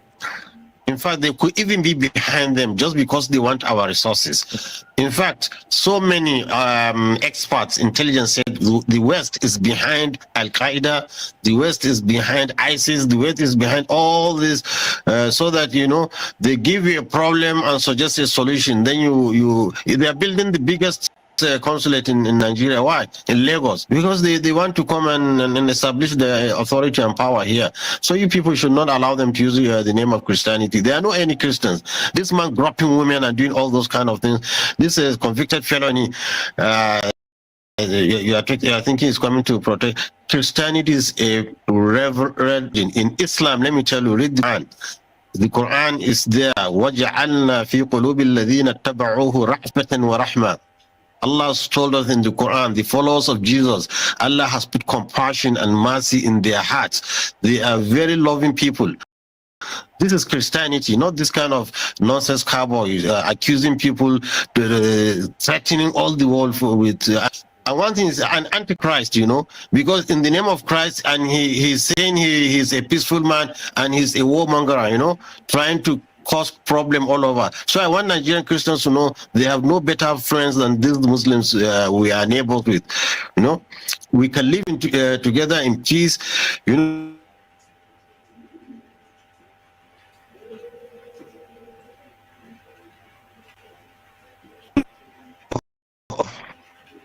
Hello? Somebody. Yeah? Go ahead. Hello? Somebody rang Ojuku wanted to use it, you know, before, saying that Muslims are killing Christians before. Unfortunately for him, General Gawan was a Christian and deputy was a Christian. We didn't mind. Once there is peace and stability, I'm telling you, Nigerians, Muslims, they are one of the most... I asked the question earlier, but I think the network took you off. and it's a good thing that you're back. So let me ask you the same question I asked in the studio. In 2014, some governors, in about 9 or 10 of them, went to the United States to complain about insecurity, about Christians in particular being killed, the number at which Christians were being killed, and they took that complaint to America to complain. At the time, you think that was what do you make of that complaint? What is the difference between that happened in 2014 and Nigerians now, some from the Christian extraction saying we are being killed in our numbers and we need help? The difference is between the heavens. Those ones went to America seeking for assistance and help, not for America to come and bring Christians have sought help. Let me Some tell you Nigerians how that are being killed right now Let me tell have you how sought help. Let me tell you how Americans can help us. They can give us drones, surveillance drones. They can also give us fighting. Which of course we have before now. 12 Tucano jets. They've gotten weapons. No, Tucano jets are useless. They just use Buhari. Sorry to say, it's already a deceased person. They use an idiot to collect money, about $500 million from Nigeria without even going through the Senate. But the other weapons that Nigeria. Okay, so what weapon do you should go for now? Because we've usually I think it's the drone technology for surveillance and for engagement. It would do very well. That Americans can do, and they can help us with it. The way they have been helping Israel, Gaza, they can do it, but they are not ready to do it. How can they tell me they want to come and start bombing Nigerians when they will be bombing innocent people and they will compound the problem? In fact, our problem is local, and we, the locals down, we know better how to deal with it than somebody outside coming to threaten. And more or less, you see, I'm not a really fan of government. Honestly, I've been critical of all government, but I think it's a slight on Tinubu's government. Honestly, I felt the man honestly we all need to gather around this man and help him to overcome this problem. Honestly speaking, because he's doing his best, really. Right. All right. Now, thank you so very much, Sheikh. I want to come back to the studio. Barrister, are you saying that several things on the ground, but let's have your opinion on these particular moves. Look, I hate when people gaslight the whole Nigeria, not just one place, not just a group. I see this thing as gaslighting. Because when Jonathan was in office, Jonathan had to bring General Ihejirika, who gave Boko Haram help, chasing them. In fact, it was the car that identified Ambisa Forest, where he chased them in. This is what happened. Not only that, started writing petition against Jonathan. So ICC to America, to everybody, that Jonathan want to do genocide, he want to retaliate what they did. Is that not what happened here in Nigeria? For a people who wanted this thing to end, wouldn't you have encouraged Jonathan doing? Please, somebody should answer me. Yes, I will. Good, I'm coming. Please, I'm coming. I will answer you. Yes, I'm coming. Now, Jonathan had to withdraw Ihejirika, and the thing now escalated under Buhari. Hey, listen, if these people meant well, why are they spreading from the whole north to now? They are coming to the south. Initially, they told us it was herdsmen. They were looking for grazing. Now the whole has spread all over Nigeria. Is there any state in Nigeria today that is not expressing this thing? So what's the meaning? They want us to believe in what they are doing, Abi. They want us to believe in terrorism so that we cannot live. Is that what you are telling me? No, tell me. Pampering these people is a no-no for me. Okay. They shouldn't spread this in all over Nigeria. Let's have your response. I think miscommunication between North and the South. There's a missing gap. Ihejirika, we are there, we are here. Ihejirika, in fact, I had it from Maiduguri saying, it's over the news, that we prefer Boko Haram to what the army was doing in Maiduguri. They were killing innocent people. He was very merciless, killing innocent people. That's why the northern states was all united that this man must go. Because you see, you need things systematically, slowly, gently, you know, just like treating a brain cancer.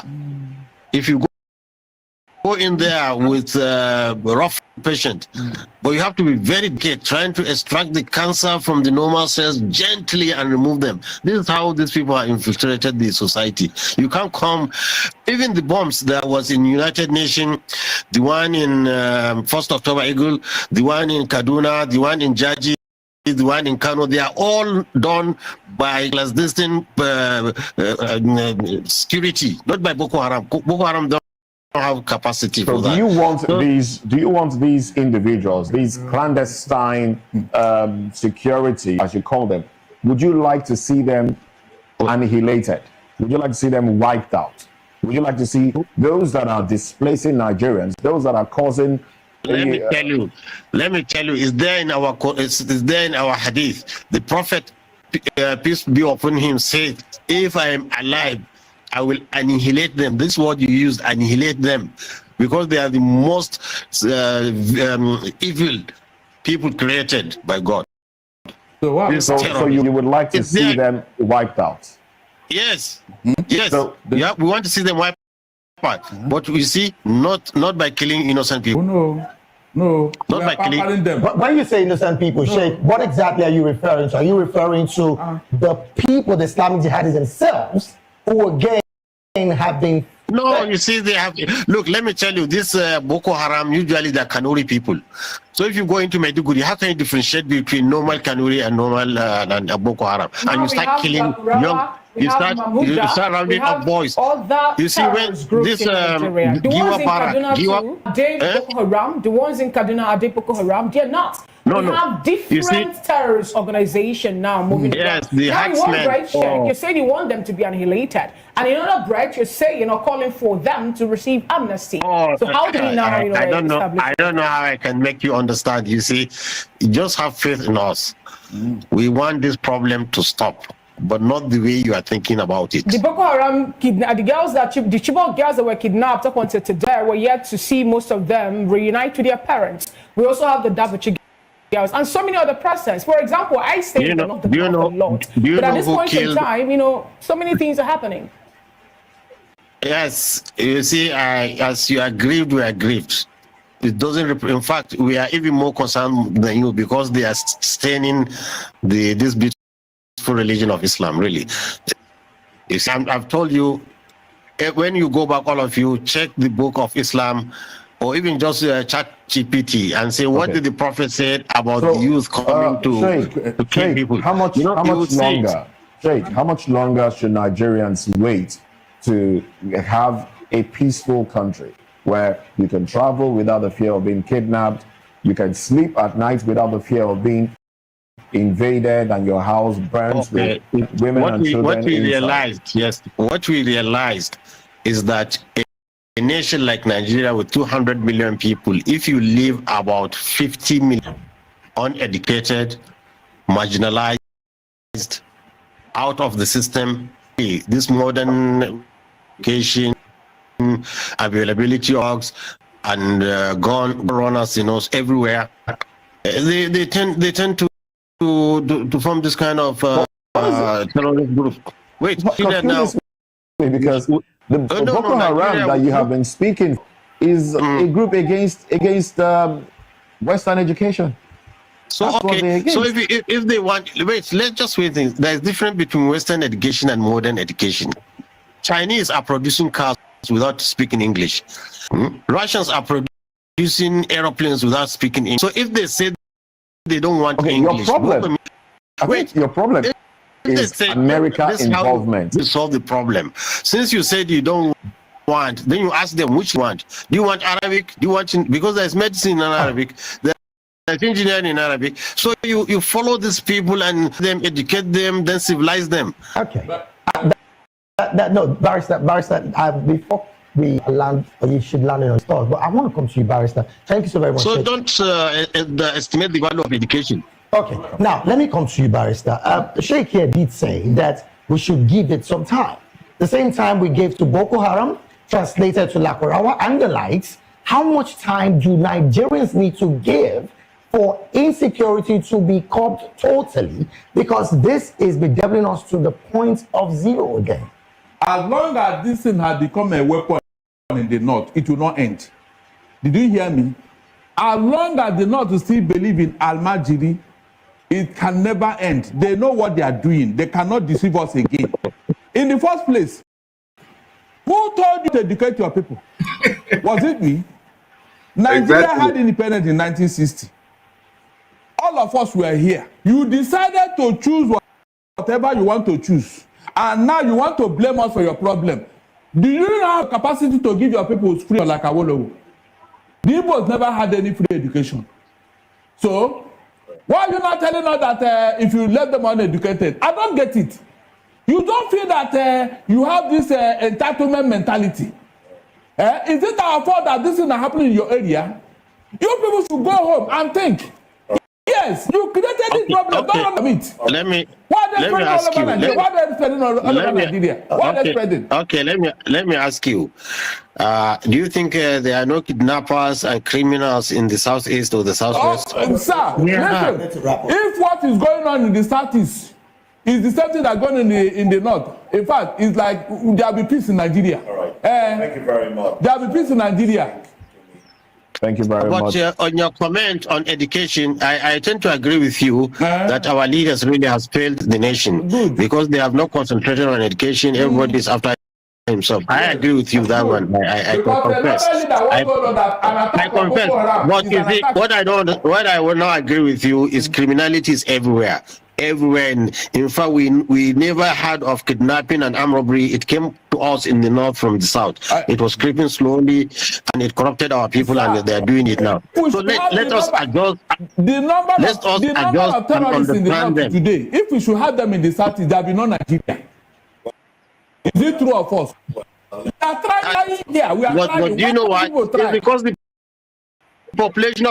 because the population in the north is in millions. Most of them are not Nigerians. You brought them here. The people that are that narrative. Look, nobody can tell you like me. Because I have had one-on-one chat with them. You know, they are pure Nigerians. I wouldn't rule out elements of non-Nigerians, but they are Nigerian herdsmen. And one thing I want to make you understand is that, you see, the North, with this large population of really uneducated people, really is becoming a national.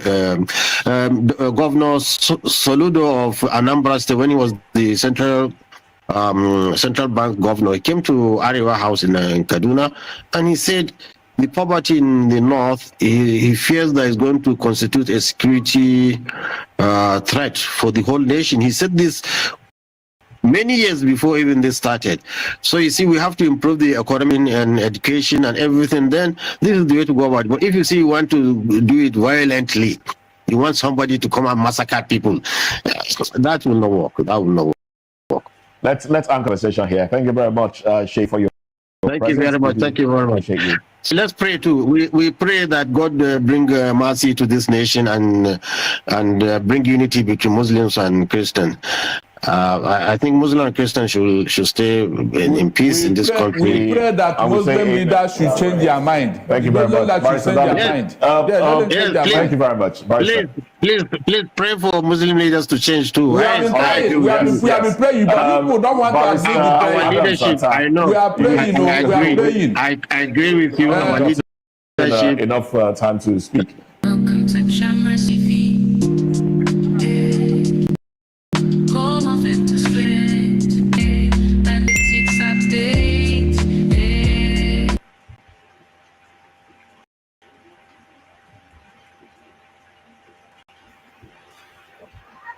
Yes, so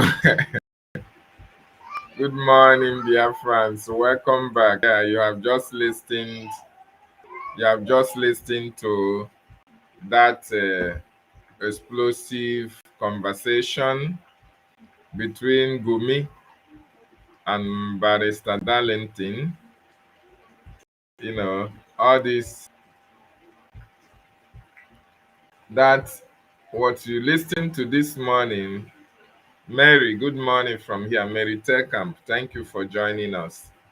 Thank you so much. You know, it is very, very interesting. Very, very interesting at that matter. The conversation between the Gumi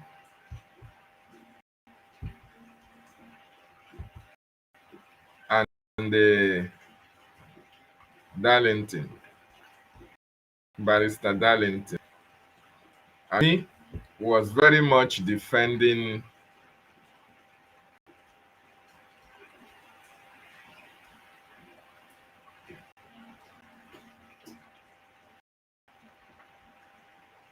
Gumi was very much defending the terrorists.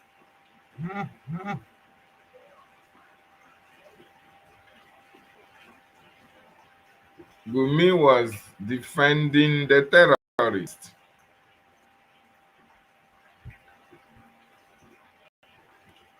In other words,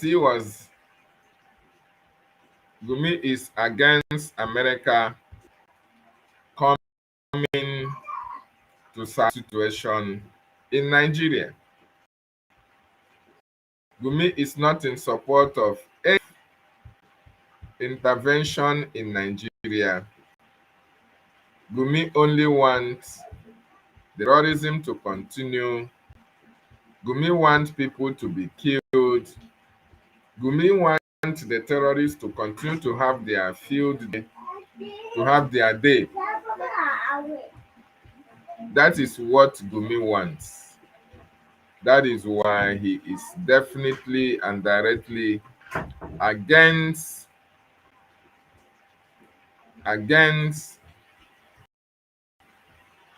the act of America against the.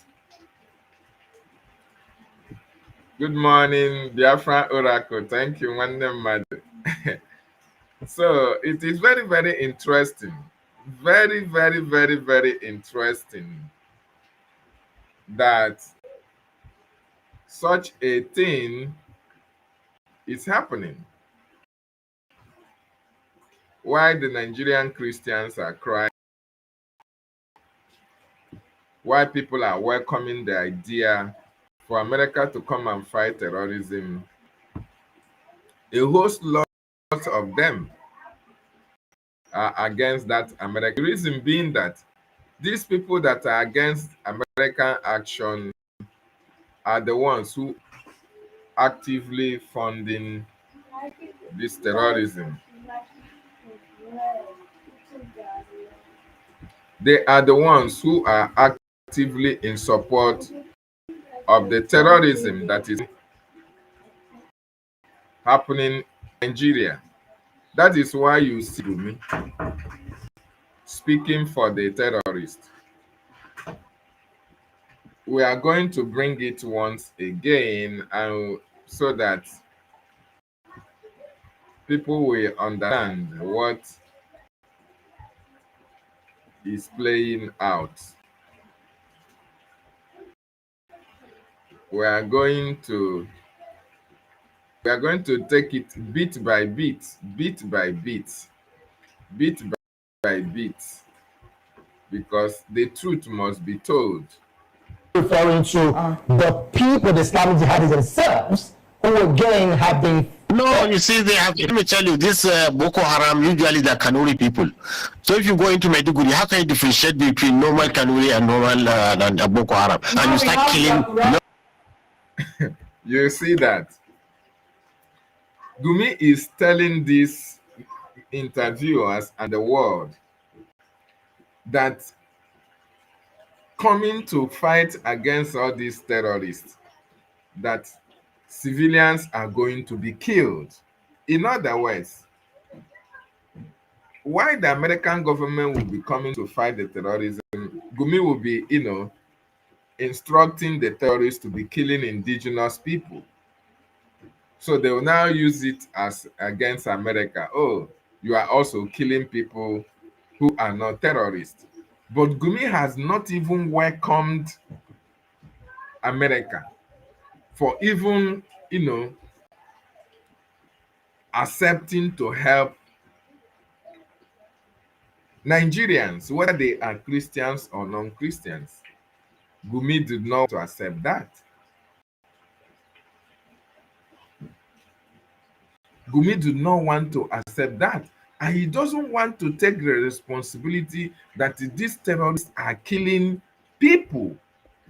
He doesn't want to hear that. Rather, he wants to hear that, that the terrorists are killing Muslims, that the Muslims are higher in number, in casualties, than the Christian community. Let's continue to listen. You start rounding up boys. You see, are they Boko Haram? The ones in Kaduna, are they Boko Haram? They have different terrorist organization now moving. Yes, we have. You say you want them to be annihilated, and in another breath, you say calling for them to receive amnesty. So how do we now? I don't know how I can make you understand. You see, as long as this thing had become a weapon in the north, it will not end. Did you hear me? As long as the north will still believe in Al-Majiri, it can never end. They know what they are doing. They cannot deceive us again. And this is a fact. The terrorists, the Nigerian government, the Fulanis, the politicians from the north know what they are doing. Okay? A lot of them are benefiting from this terrorism. They are benefiting from this security. Because once there are clashes, once there are killings, they will go and they will be asking for aid. They will be asking for this.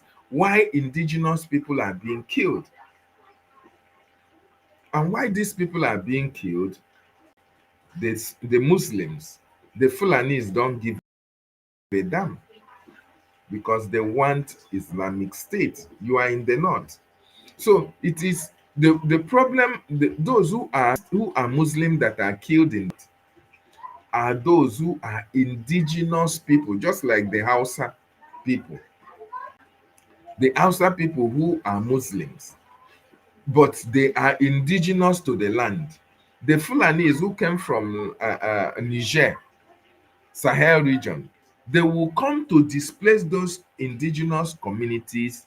Whether they are Muslims, they displace them and occupy their communities. So that is why when people are in the north, you see that 80% may be Christians, then maybe 10% will be Muslims. The Muslims are the Hausas, who the Fulanis are taking over their land. In the first place, who told you not to educate? Was it me? Nigeria had independence in 1960. All of us were here. You decided to choose what to choose, and now you want to blame us for your problem. Do you have the capacity to give your people free education like Awolowo? The Igbo never had any free education. So, why is it that if you let them uneducated? I don't get it. You don't feel that you have this entitlement mentality. Is it our fault that this is not happening in your area? You people should go home and think. Yes, you created the problem. Don't run away from it. Exactly. They created a problem that is ravaging them today. Not only that, they have an agenda why they created that problem to be there. They have an agenda. That agenda is to Islamize everybody. So that is why they created that problem, because so that they are going to use us for a time like this.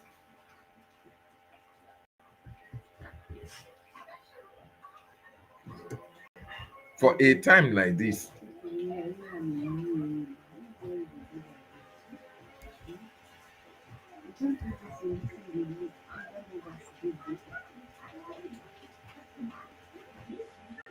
So they created that problem for a time like this, so that they are going to use it to see how they are going to deceive the Nigerian people. for what their plans is against the indigenous population. So it is really a plan. It's a plan. It is really their program. So they created it, like Darlington is saying here. They created problem. Let me ask you. Exactly. Omo, you don't settle between Barrister Darlington and Sheikh Gumi, and this is what I call, frankly speaking, Barrister Darlington, because in this video, he gave it to Sheikh Gumi Woto. He said, this issue of pie where they happen for this country, plus different terrorist organizations surfacing in the north, buying people on daily basis. He said that they know what they are doing, and they have kept on massaging it. So it is a problem that the Nigerian government created. It is a problem that the North created. Every successive government, more especially the administration of Goodluck Jonathan, tried to protect the Nigerian population. He tried to fight the Boko Haram.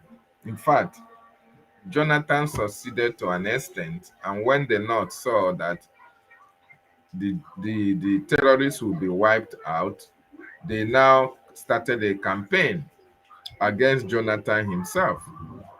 They started this campaign against Jonathan. They even said that, oh, Jonathan is killing their brothers and sisters, that any attack on the Boko Haram is an attack on the North.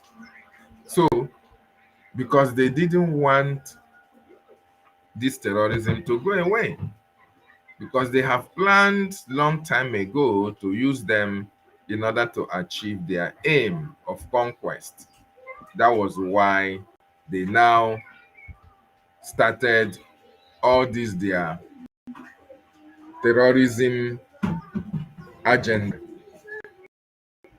so that why they ask, the people will think, oh, it's all about the Almajiri. Oh, it's all about climate change. Oh, it's all about how do you call it? Oh, I've forgotten that name they use for it. It's all about herdsmen farmers clash, whereas it is a planned agenda of taking over people's indigenous lands, and as well displacing such people, occupying their territory. And when they are getting all these communities run over, they are increasing population. And while they are increasing their population, they are changing the demography, so that eventually they are going to overrun all the communities, all the states in Nigeria, and now be able to, Nigeria will now be just like Turkey. Nigeria will now become an Islamic state. So the reason why they did not allow these Almajiris to go to school is because of the agenda that they have. Because once you go to school, you'll be educated. Most of them will understand the reason why they should be allowed. Most of them will not be able to align themselves with the destructive doctrine of Quran, because all these Almajiris now, they are only focused on art, because that is what they were taught. That is what people like Gumi taught them in their Islamic schools. So their only focus will be on jihad. That was why they could not go to school. So you can see now they are trying to, when America is now telling us, oh, they are coming to fight against this terrorism, against this genocide. Oh, Gumi is now trying to blame the society for not allowing these people to go to school. Trying to create another narrative that it is the fault of the government, whereas they are the people who hatched this plan. They are the people who are promoting all these plans. They are the people who are discouraging these Almajiri children from going to school. They are still the same people who are encouraging them into their terrorist act. They are the people who are buying guns, arms, and ammunition and giving them. They are still the people who are directing them and telling them the communities they're supposed to go and invade.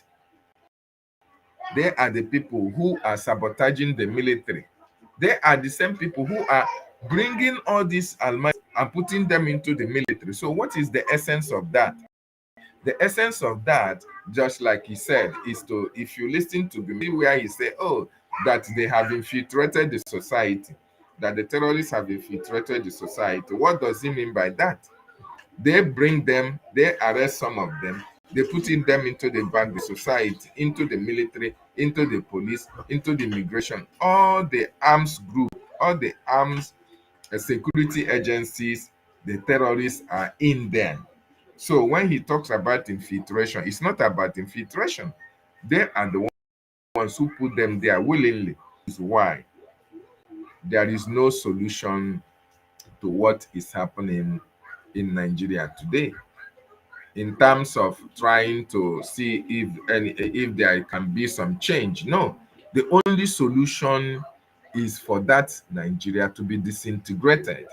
That is the only solution, because once you disintegrate their interests, the South can have their own state, the West can have their own nation. The North, if they want to kill themselves over in the North, that is their right, that is their prerogative, that is their decision. That is the only solution. Outside that, America, there is nothing America can do that can salvage it outside the disintegration of that terrorist Nigerian state, because all of them, they're not from A to Z, all of them will be comfortable in an Islamic state. So we want a lasting solution.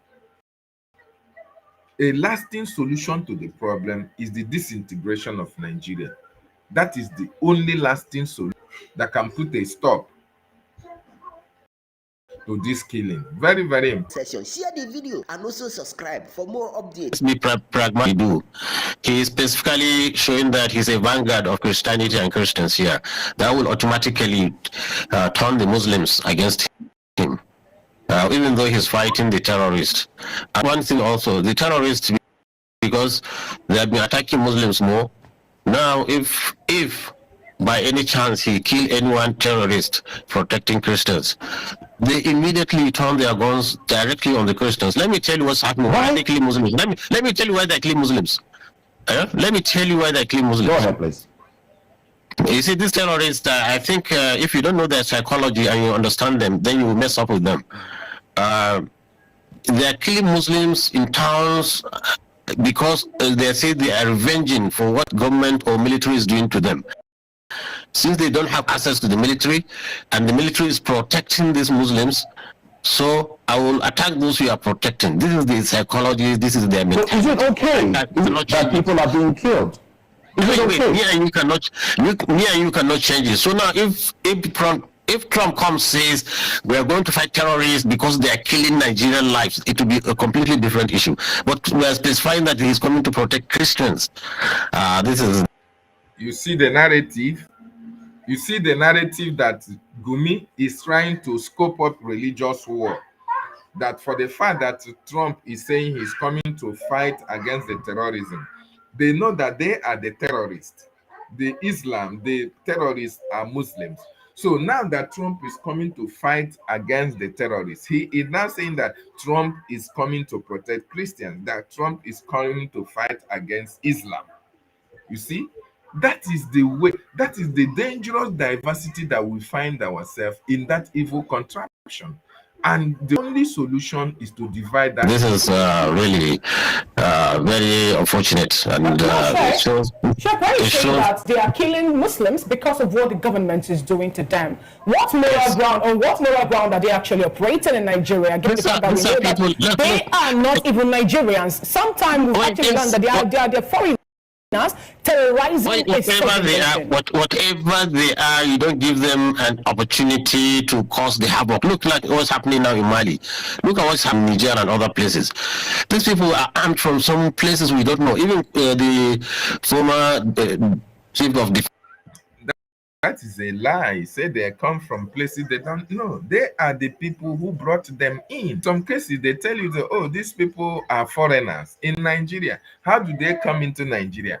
They allow them to come in 2015. They use them to reach on, and thereafter ask them to stay and help them for Islamization agenda. So this Gumi that is telling you that you don't know her, he is going to meet them in the bushes. He's going to negotiate with them. He even have meetings with the government. On so many occasions, people have seen Gumi have been seen live, even with journalists meet all these terrorists in the bushes.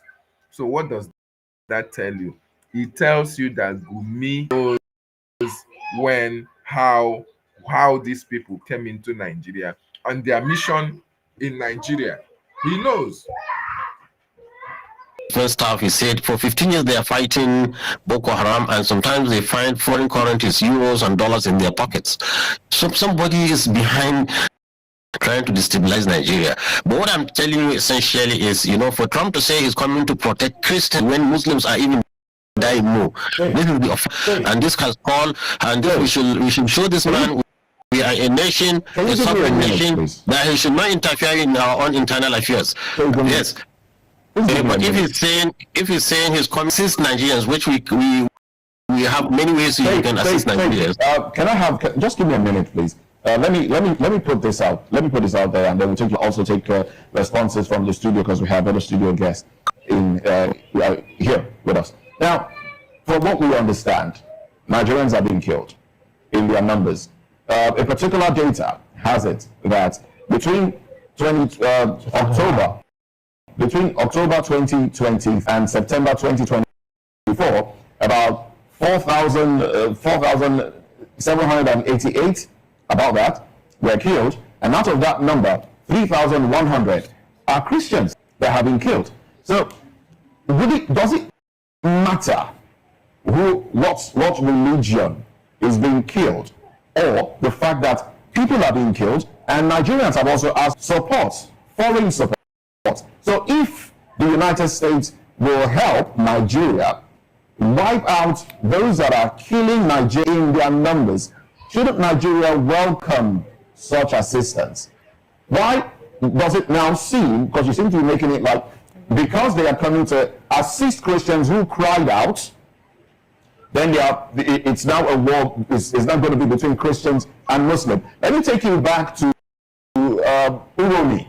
What happened in Uromi, where a few individuals, hunters, who were moving from one state to another, unfortunately, were mistaken to be terrorists, bandits, because they had a few weapons, and they were killed. We saw what happened. There was an outcry in the north. In fact, Governor Monday Okpebolo had to travel to Abuja, had to plead, and then promise to compensate the families of those who were killed. But Christians, Nigerians, have been killed in the numbers, displaced. And this amounts to genocide, really, where people are displaced and people are killed in their numbers, largely for their faith. So, are you not concerned that this might help solve the problem that Nigeria has been dealing with since 2009, the problem of Boko Haram? Shouldn't we be looking for a solution? And if there is one that can be arrived at without without Nigeria's sovereignty being affected, why haven't we gone for that solution? Sheikh. You just be patient and understand. If it's China coming to say that, people will believe it. Did you hear the narrative? Because China, they are supporting China. They took loan from China, and China is milking our natural resources. They are now rooting for China. The same with Russia. And he say it is China they are going to believe, because they are fluctuating towards the China and Russia, which are adversaries to America. So I want us to see the game that all these people are playing. Because China is not into our internal affairs. You see, China that he say is not prognosing into Nigeria's affair is China that is taking natural resources from Nigeria, from Biafra land, though, because China gave them loan, China is in Nigeria taking resources. China is keeping quiet. China condemning them. China is supporting them. The same thing with Russia. This is the people that Gumi is now promoting in. If it's Russians, people will believe them. But America are known to be liars. They say that weapons of mass destruction, and there is none, and they have caused confusion. If you look at this man very well, this man should not be walking free. This man should not be walking free. If actually the Nigerian government are so serious about insecurity, this man should be held accountable. This man should be locked up. But you know what? If you ever try lock this man up, oh my goodness me, the terrorists in Nigeria will run riot in the north. Including the northerners, those who are supporting even those in government, they are going to be very mad, because this man, whatever this man is saying here, is representing the interests of the politicians in Nigeria, the interests of the Nigerian government, and the interests of the terrorists. He is the spokesperson. In Iraq, in Libya, and everywhere. So when they said Muslims are killing, or there's a massacre of Muslims and like Christians in Nigeria, from which side? They didn't specify whether it is the government or whether it is the Muslims that are doing it, or even if Christians are targeted. Whatever it is, if Americans can cure and eliminate the terrorists, I will welcome it myself. But I know they cannot. Okay, when you say they cannot, wait, let me tell you. Okay. They have fought in Afghanistan. They could not finish them. Afghanistan is in Syria now. This same. The reason why he said they cannot is because of the plans that they have.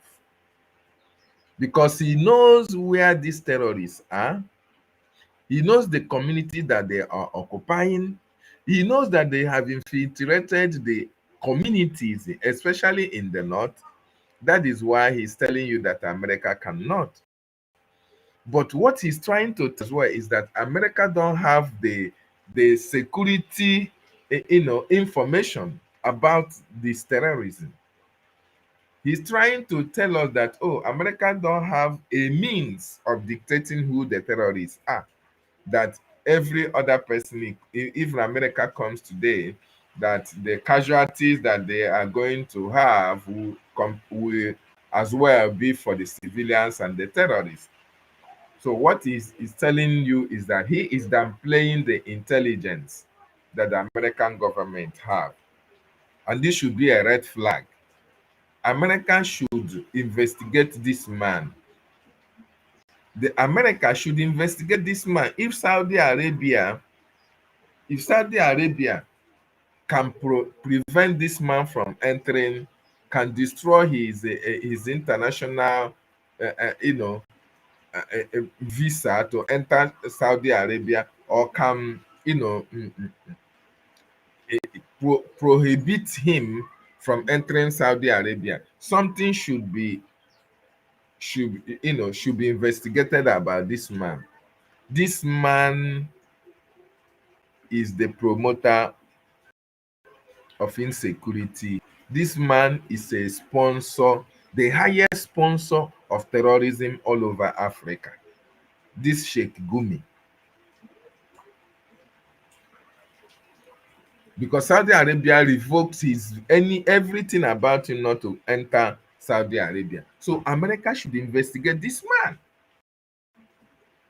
This man, they should investigate him. We learned that he had run to, of course, he's going to run to a terrorist country. He's going to run to Turkey, Afghanistan, Pakistan, all these countries that are Yemen, all these countries that are funding terrorism and promoting terrorism, country that he's going to run to. So America should investigate this man.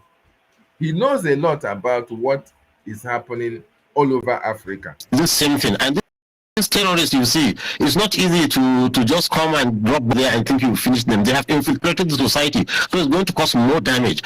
More Muslims and more Christians will be killed if America America would drop a bomb in Nigeria. I'm telling you this. You can take it for a record. So what we are trying to avoid, we are going to even compound it. Look, myself, I have been trying to see how we can pacify these people. I've been going to see how we can pacify these people and redirect them, because they are human beings. They look, they listen and reason. But if you say you want to use force, what he said, he's been trying how to pacify people that are killing Nigerians. Oh my God. Oh my God. Gumi said he's trying to see how the Nigerian government with them, can appeal with them, can negotiate with them, can do everything with them to make sure that they are fine. I want you to look at the people that Gumi is talking about.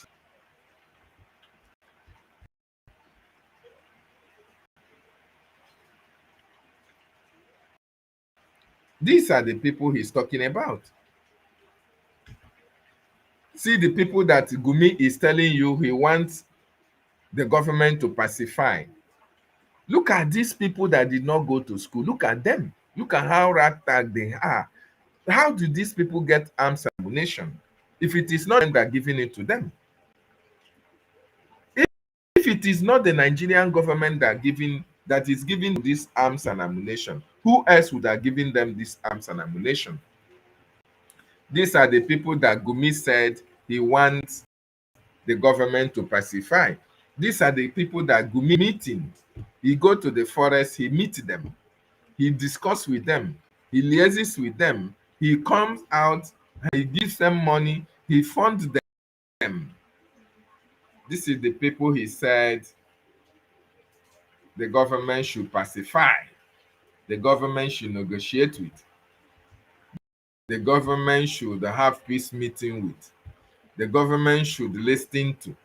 The government should not listen to the people who owns the land. Look at them. These are the people that Gumi is talking about. Look at these people that did not go to school, but they have arms and ammunitions that cost millions and millions of naira, if not in dollars. Who gave it to them? It is the government. Is sponsoring them. It is the government. Who is from? Is the government. Including all this kidnapping is happening, it is the likes of Gumi and the government that is supporting them. These are the people that Gumi is out. He wants to pacify them.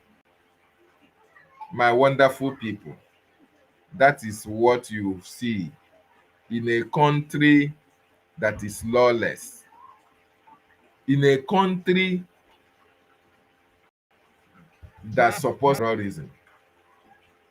This is what you see. This is what you see. See them. See the people that you should come and negotiate with. That is what he's telling you. You should pacify them. They want government to pacify them. Against force, then you will compound the problem and make the... So he's saying America should not use force. Oh, America should come and to come and beg them, to come and say, okay, let us reintegrate you into Nigeria. What do you want? Oh, we are going to send you to this, to that. That is what Gumi is advocating for. But you that is fighting for your freedom, asking, you are not even carrying arms, you are carrying only flag. The Nigerian government will come and massacre our people.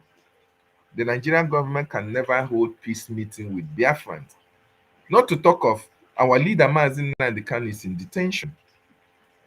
The federal government of Nigeria don't want to use eye and see Mazi Nnamdi Kanu or see Biafra asking for a better condition in their own land. No. But look at the people that Gumi is advocating for. Advocating that the government should sit down.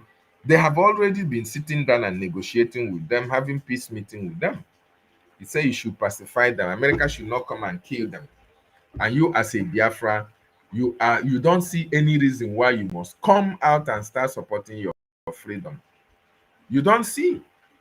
It's really unfortunate. the thing dirty.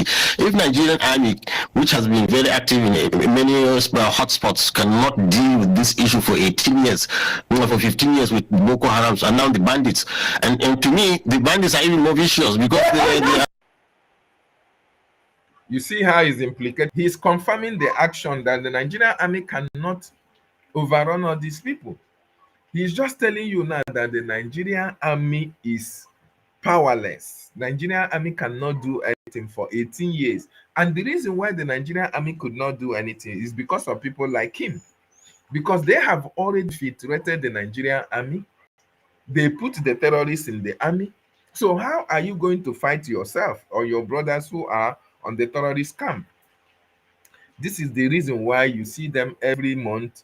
They reintegrate from Borno, from Kaduna, from Katsina. They tell you, oh, repentant Boko Haram. They reintegrate them into the society. They tell you now that, oh, they are going to, the Nigerian army cannot subdue them because they reintegrated the same terrorists into the army.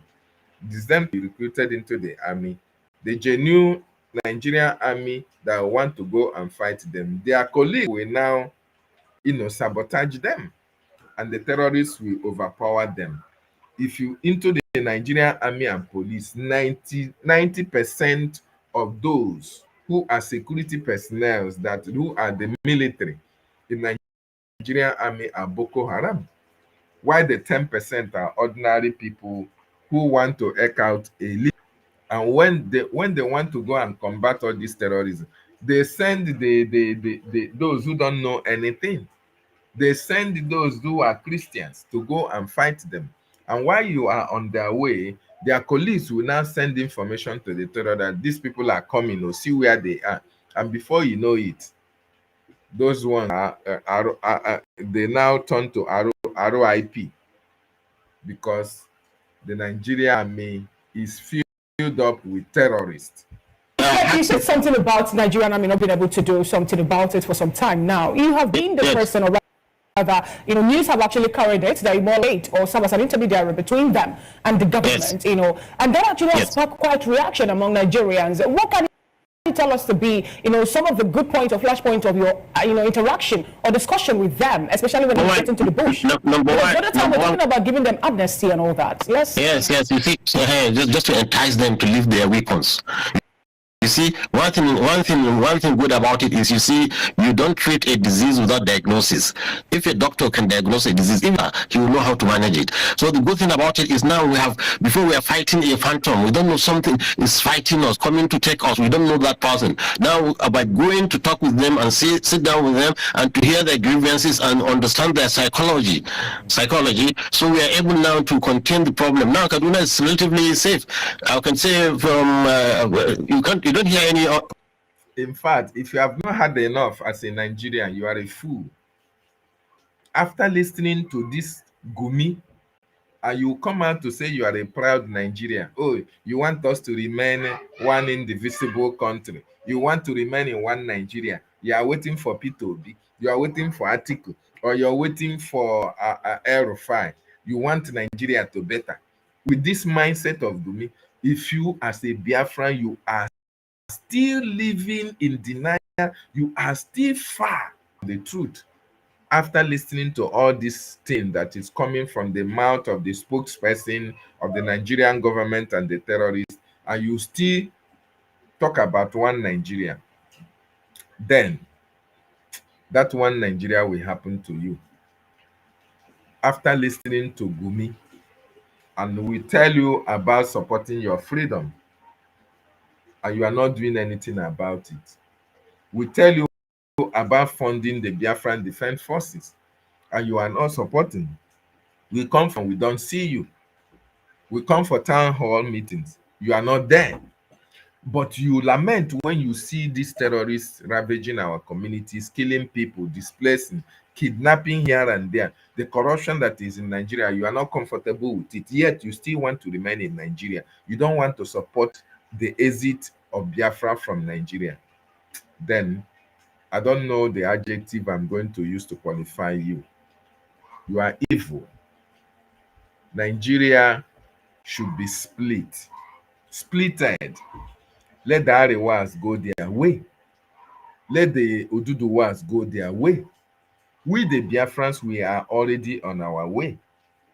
Better still, if the Oduduwas and the Arewas don't want to go their separate ways, they don't want to go their separate ways, we can only wish them good luck together. But we Biafrans, we can never be part of Nigeria. Not, never. Instead of being Nigerians, let every living soul go into oblivion in that evil contraption. Because with this kind of mindset, with people like Gumi, and with what is happening in Nigeria today, that nobody is speaking, nobody cares, we can never be one Nigeria. It is practically impossible. Practically impossible. And if you are a Biafran, and after listening to Gumi, and after knowing what you know that is happening in Nigeria today, yet you still want to be in Nigeria, you still want to romance in Nigeria, you are looking political peace, political appointment, you want contract, you want this, you want that. Because of money, you prefer you be killed. Because of position and property, you are comfortable with the shedding of innocent blood. I say, may Nigeria happen to you and your generation. I have had enough of all this nonsense, and I'm going to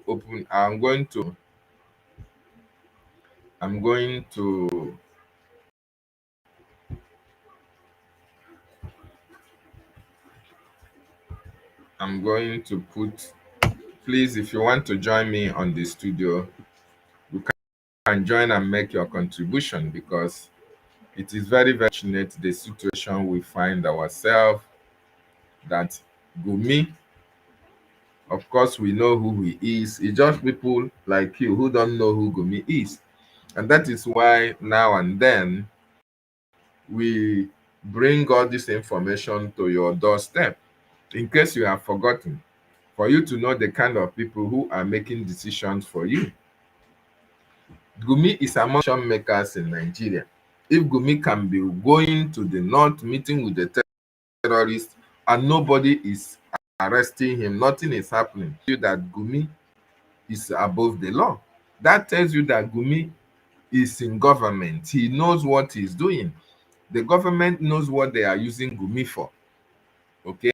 They are using him for their agenda.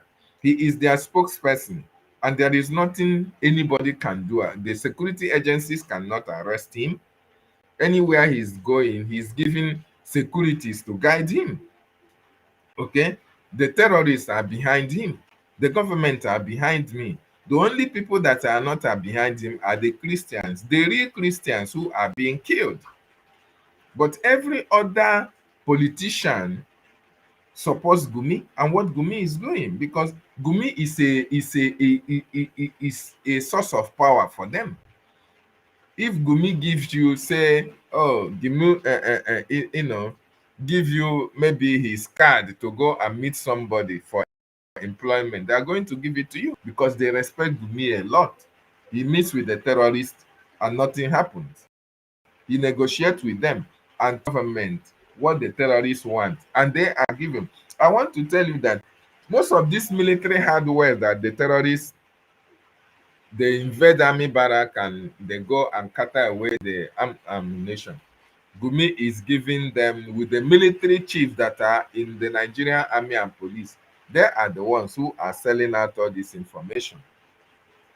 Yes, they are the ones. And that is why he can boldly come on the studio and be saying anything that he can say without anybody countering him or the government calling him to order. It is quite unfortunate. Very, very unfortunate, but that is just the truth. That is just the truth.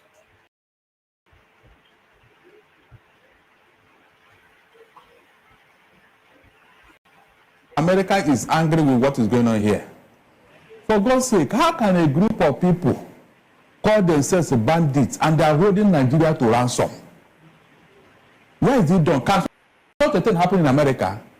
That is why this man Trump is angry with us. This type of thing can never happen anywhere. And look at how we are trying to pamper them. Look at Moses. On a more serious note, they said anybody who go to the bush and fetch anti-infested firewood is calling for lizard to come for a party in his house. If we have not allowed these people to come into Nigeria, will anybody be talking to us? Are we going to become a number in the CPC? But because we allow this thing, and leaders, beginning, they were tolerating these boys. Moses, on what ground would anybody, any leader in Nigeria, not from the north or south, go outside and bring terrorists into Pastor, do you have faith in the approach being carried out so far to assuage their temper? It's a lie.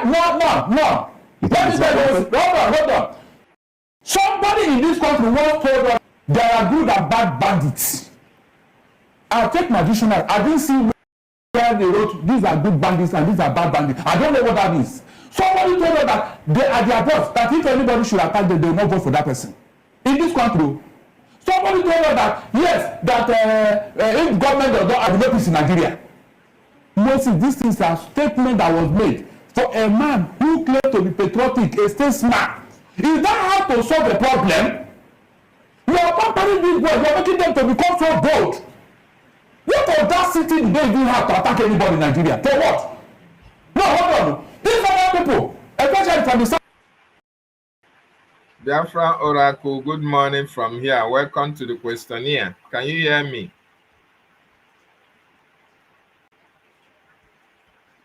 Biafra Oracle, can you hear me? Unmute your mic.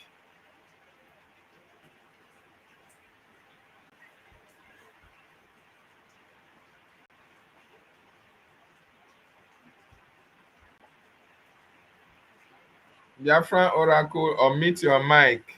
We can't hear you.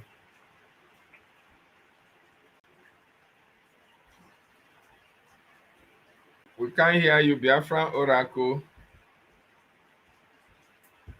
Service who have been taking for themselves, do they want for government subsidy? Do they want for government to pamper them? No, these are people that are taking for struggling to survive in Nigeria. Why must a group of people not tell us that we must answer them? They are this, psychological, this and this. These are Nigerians that are holding peaceful agitation, peaceful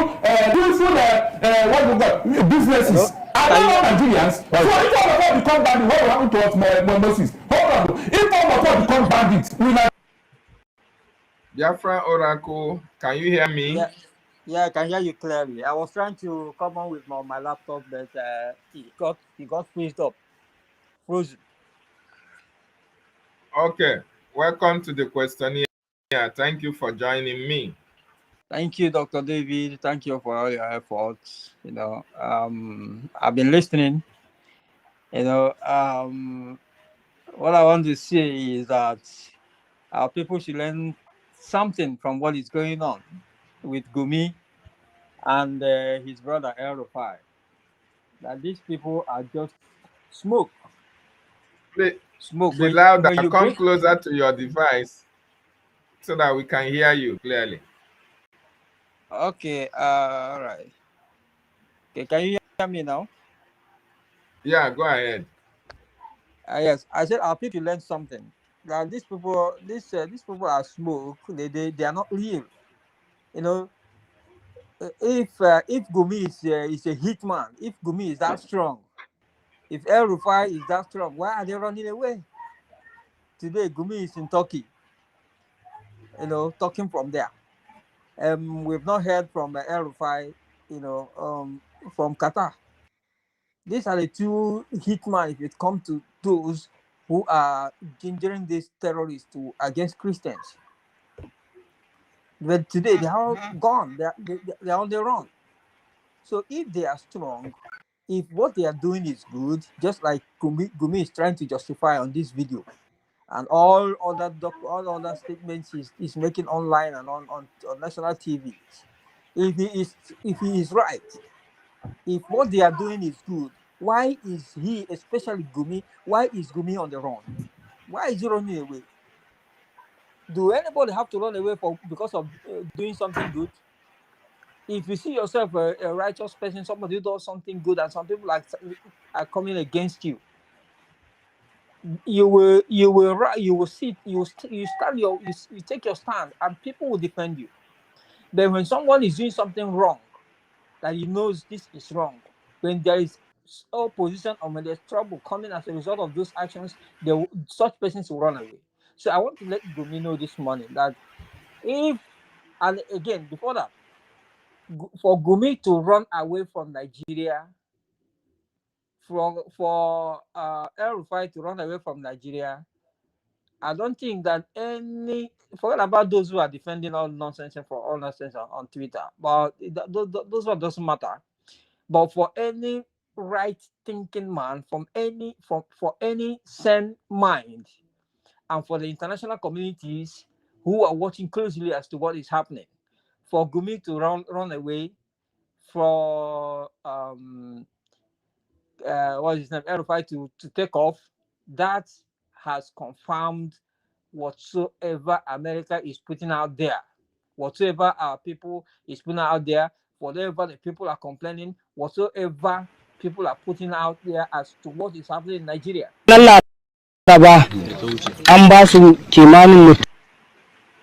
So that is it. Go ahead. Yeah. So for them to run away, that means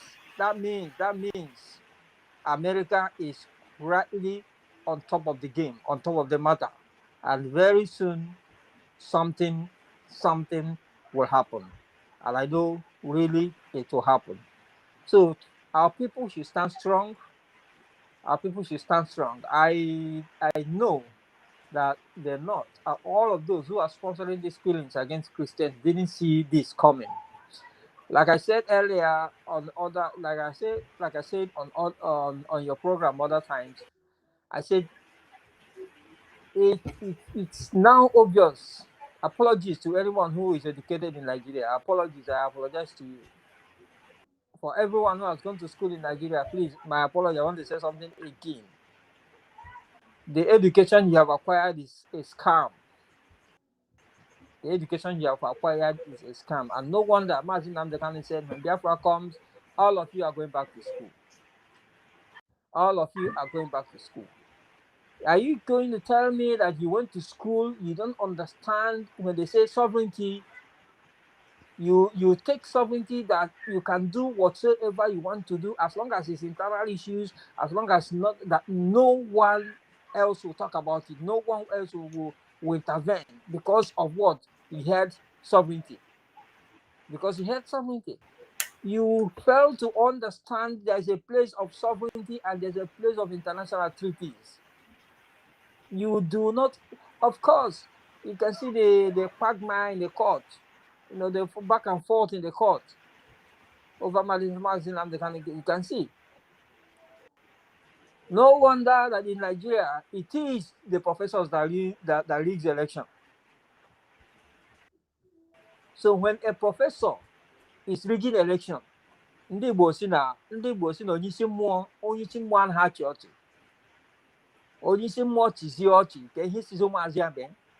When a professor, we can call them custodian of the Nigerian education, the custodian of knowledge, those who supposed to be sound, who supposed to have the sound mind, those who supposed to be, an example. When they are the ones who will now come and rig election, manipulate figures, then what do you expect your students to do? And they'll go back to school and expect students for exam malpractice. So that is it. So going back to what I'm saying, you heard sovereignty, and you said, okay, because we have sovereignty, no one can talk. Even if we do, even if we manufacture guns, manufacture atomic bombs, nuclear bombs, and kill everybody, as long as it's within the borders of Nigeria, nobody will talk. Nobody will say anything because we are a sovereign nation. And you who call yourself an educated person, I can see what. In fact, this thing has opened up the Yorubas and how low and low their minds. how low the reason, how poor the reason. So now they open up, they told you sovereignty, and you pick it, and you are running at a breathtaking speed. You didn't cut down, stop, and check this thing they call sovereignty. What is inside itself? Let me check what's inside it. You hear sovereignty, you are running with it, and then you close your eyes to where you're supposed to. Even if you buy a car and you put the car on the road, what happens? There are potholes, and when you get to that potholes, you must apply your brakes. Otherwise, you and that car will get yourself some assaulted several times somewhere. That is exactly the illustration here. So you can't, just because you bought a car, is your money. Nobody can send it, and then you put it to the road and you are jumping potholes. You will not get to where you're going. You will crash on the way. This is exactly what these people took what's it called? Sovereignty for. They pick it and they were running and they were moving and nobody, But today, America came up. They forgot that there is what they call R2P. R2P. And I'm sure nobody, even those who study political science in Nigeria, cannot even explain what it is. They don't know.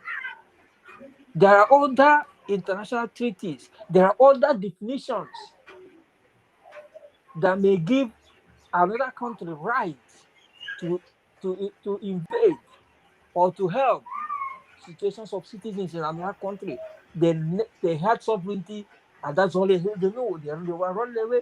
They are running with sovereignty. Some other treaties, signatories, whatever things that is put in place to be able to safeguard the international community. When you talk about the international community, our Nigerians will think it's the Western world. Is the America and the Britain, that's the international community. What is international community? Is community of nations. The whole nations. This what we call community, international community. The whole nations of the world come together and become a community. We call it, I think that's what we call international community. It is not particular to some set of people. Nigeria is included in the international community. So when you tell international community, they tell you they think it's over there. It doesn't concern them. What a poor reasoning. And I want our people to begin to. It will not take you to go into the four walls of the classrooms to be wise, to know what is going on around the world. Stop listening to the poorly educated politicians. Stop listening to when some people like the statistics they give. After graduation from the university, the best brains will go to the oil industry, the banks, and all that.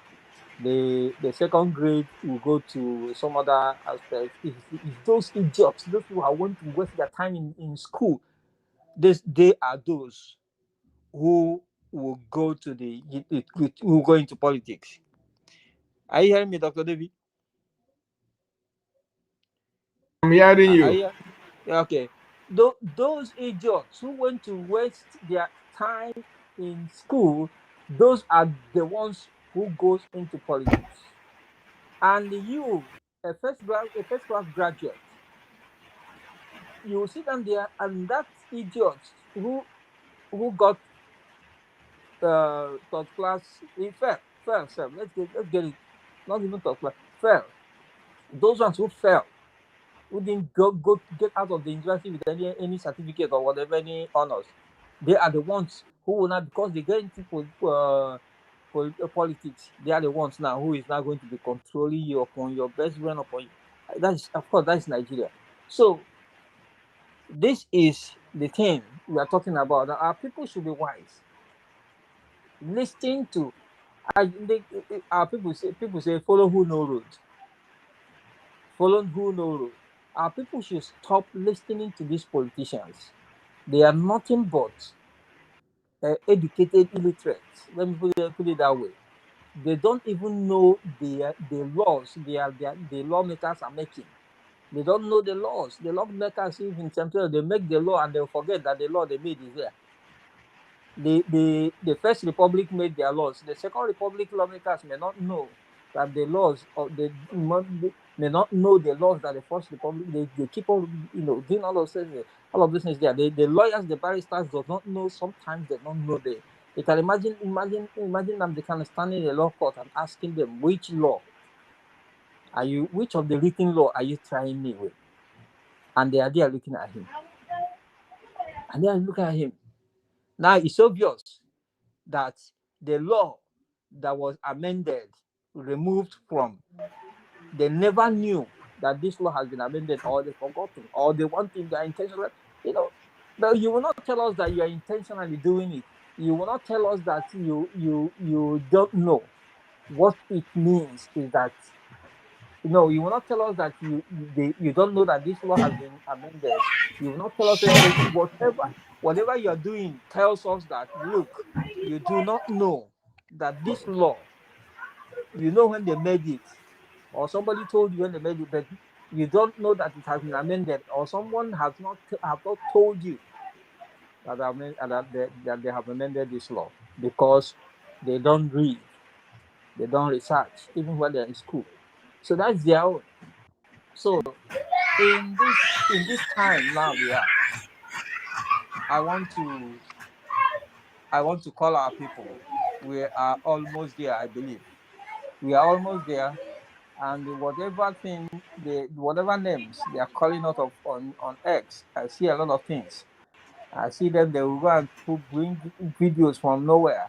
They say this is Igbo people. The Yorubas and the Northerners, they are doing a lot.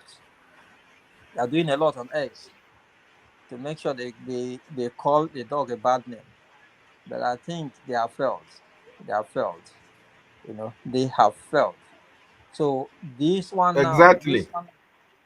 yes, they have failed, because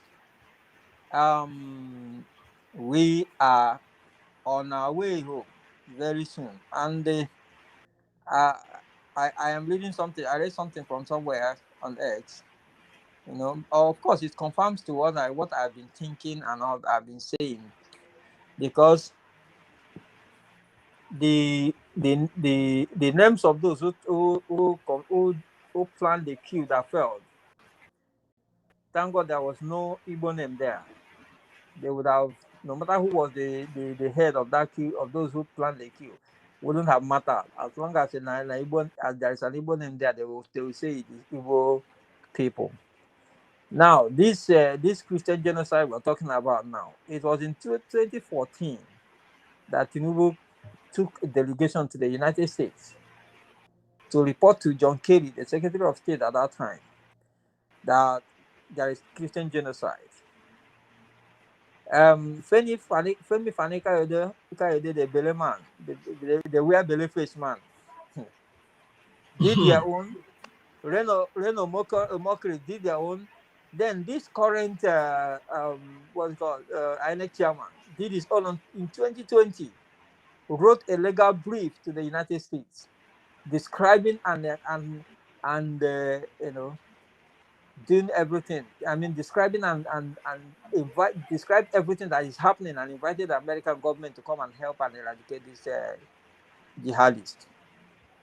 Now, if you look at how many people I mentioned there, I mentioned Tinubu, I mentioned Femi Fani-Kayode, I mentioned Amupiton, or whatever they call him. I mentioned Reno Mokri. 4 people. 3 of them are from Yoruba. That idiot Reno is from I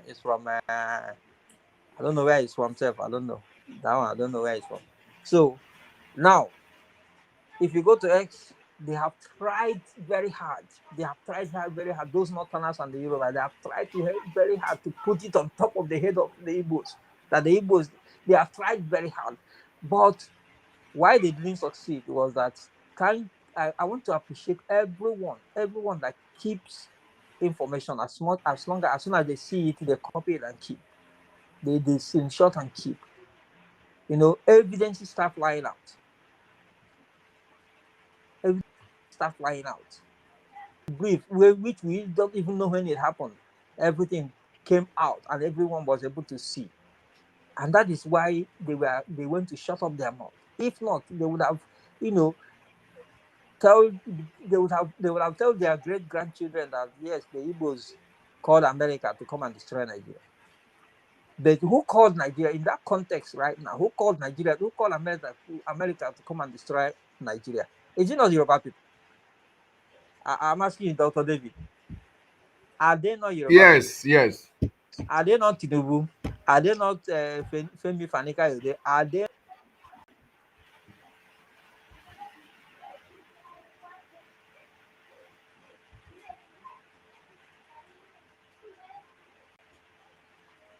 Exactly.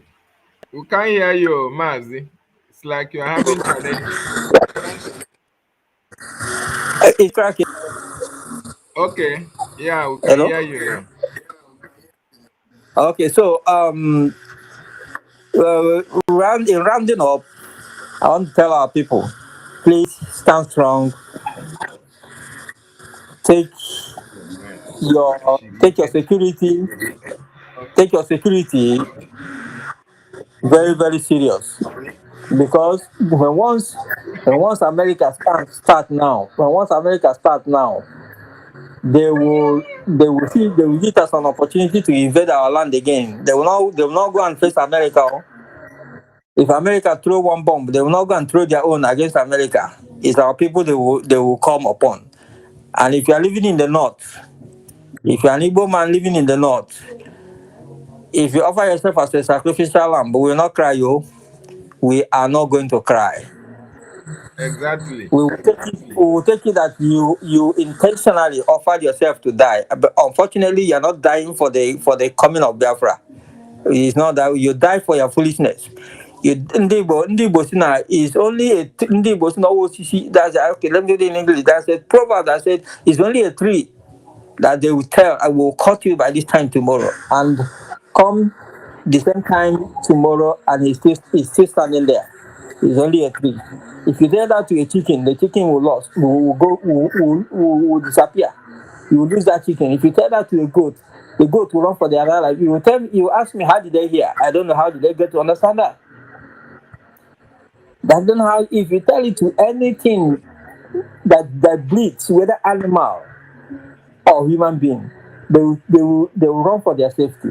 It's only a tree that stands there, even though it has been informed that it will be cut off at a certain time tomorrow. So if you're in the north and you hear all of these things and you hear all shouting and you are still there, please don't say they killed it because of Biafra or no. They killed it because of your stupidity. Okay? So that is it. So Dr. David, what in summary, whatever Gumi is saying, he has already destroyed the potency of whatever he's saying simply by running away from Nigeria.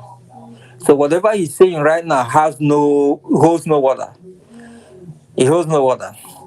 He has only confirmed to the whole world and to the whole international community that what people are saying about him is true, and that he has his hands in the insecurity that is ravaging the north and the other parts of Nigeria. So that's why I say you should remove. We have seen them remove. Allow our people to come. Let's educate ourselves on your platform. Let's tell ourselves something. Let people come in and let's tell ourselves how we are going to take our security serious, because we, like I said earlier, we understand that when America begin to attack them now, instead of attacking America back, they will be attacking the Igbos. That's their trademark. That's what yes, that's what they know how to do best. So it is time for our people to do what? To gather together, have one voice, so that when this attack comes, we will be able to defend ourselves. I saw on Ross posted something, that he used to give out some informations. So they are planned again that the moment America starts, they will come down to Biafra land and begin to kidnap young boys and labeling them terrorists. So, you know, I wouldn't want anybody to say, that one, forget about that thing. It's not true. It's not true. No, don't.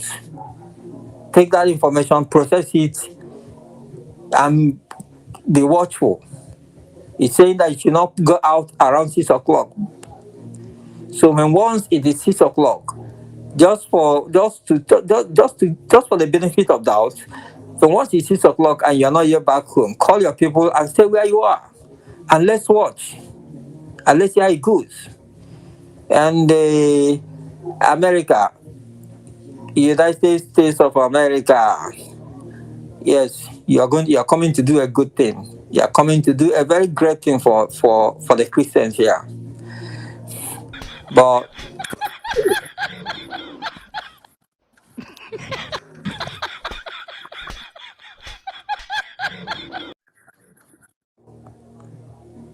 what's that?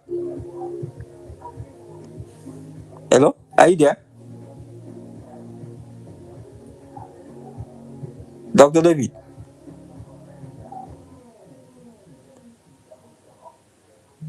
Are you there?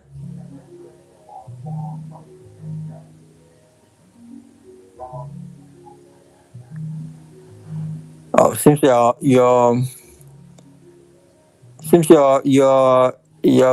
system is having issues.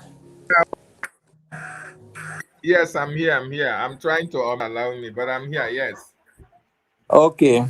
So I was just rounding up by telling our people that what on Ross X handle that their plans finish planning how they will be executing our people, our boys, in the moment America starts attacking them. That's why I said, instead of them to do it eye for eye, teeth for teeth with America, it's our people that they will, they want to kill now. So the information there says it's 6 o'clock. Anybody they see 6 o'clock in the evening, beyond 6 o'clock, they'll arrest the person and call the person a terrorist. Please, as much as we will not, as much as it is, please, I am advising us to do what? Take that information, do not doubt anything at this point. Process the information and work with it.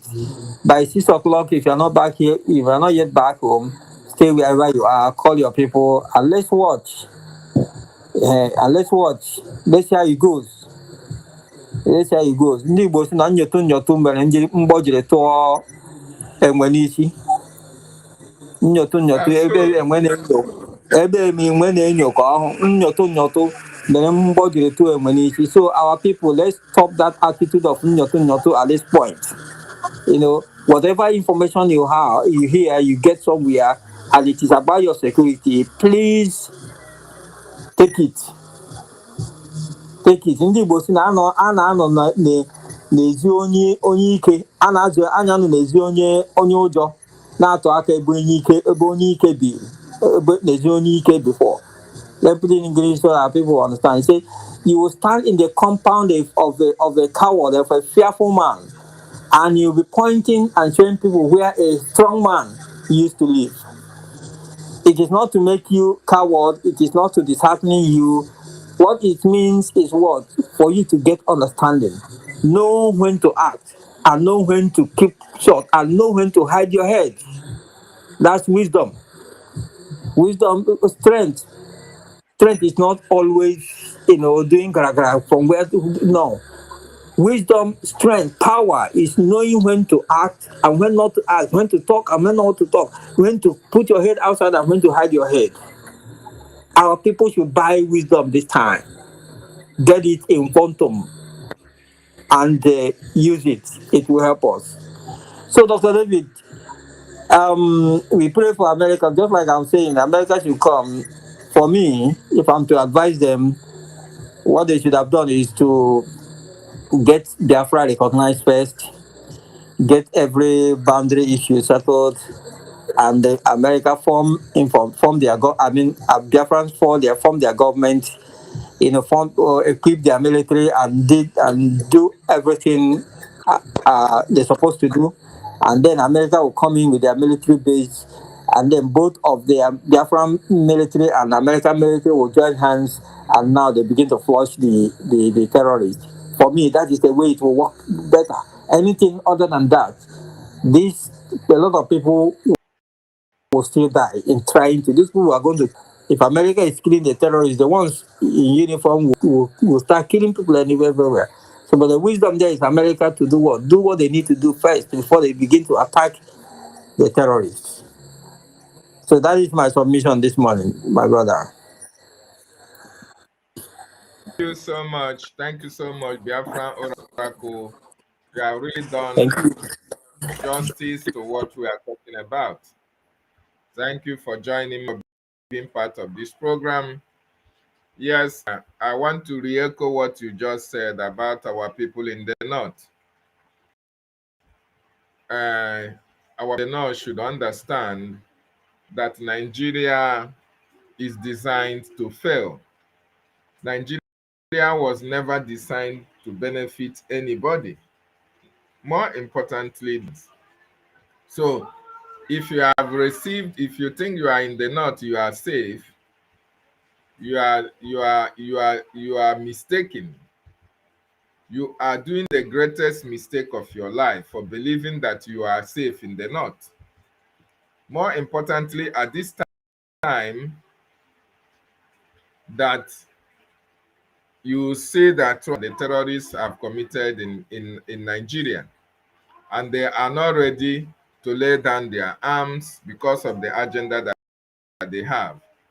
So if you are a Biafran, you are an Igbo man, you are doing business in the north, with the situation on ground as volatile as it is at this particular time, you should make a plan for your relocation. Because if you die, if you lose your life or that of your family as a result of one Nigeria, you died for nothing. Just like Biafran Oracle said, when America step their foot into Nigeria now and start taking action against these terrorists, the next thing you will see, or the next thing that you will hear, is that the Igbos will be the ones that is going to bear the brunt of this terrorism. So we are telling you, Biafrans in the north, this is the time for you to relocate and come down to Biafran territory. Come to your land. Your land is safer. Relocate. Forget about your property. Your property will be safe. Once Biafra is restored, your properties will be safe under Biafra government. Very, very important. You should understand that the Nigerian government, they are working with the terrorists. The Nigerian government are working with the terrorists. The Nigerian government are liaising with the terrorists. The Nigerian government are doing everything humanly possible to promote the agenda of the terrorists. And that is why they can never do anything to destroy the terrorism that they have created. So if you are not, your life is at stake. Your life is very much at stake if you are in the north. We want you to know that. If you are still in the north up to this moment I'm speaking, and you can see the action that is about to be taken against the terrorists, and you are still there, I want you to know that you will be made a scapegoat. Be the scapegoat when it starts happening, because they always hate us with passion. And everyone that is taken against the north, they will eventually say that, oh, it is the Igbo people that engineered it. It is the Biafran people that engineered it. That is why we are not one people. You see, all these people that you see here, all of them are terrorists. These people are comfortable. These people are comfortable in the north with the terrorists and the terrorism. The people that are dying are not the Christians, are not the Muslims, rather. The people that are dying in the north are the Christians.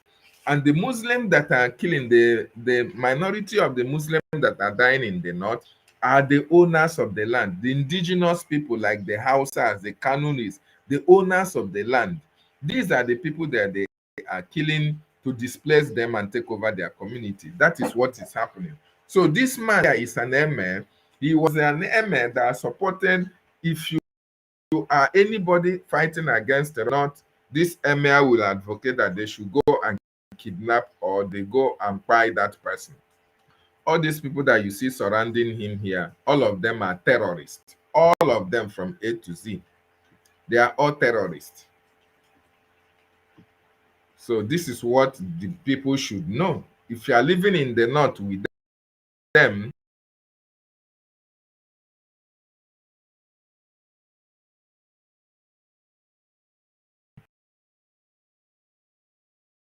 in fact, you are on your to make sure that their agenda is promoted to the latter. Very important. So having said that this morning, I appreciate you who joined me. Thank you. I want to appreciate you all. Please, if you have not subscribed to my channel, what are you waiting for? Do that. Subscribe to us, subscribe to the channel, so that anytime we are live, you are going to get notification. We also appeal to you, Biafrans. Biafrans, we appeal to you to support your freedom. Support your freedom. Freedom is very, very important.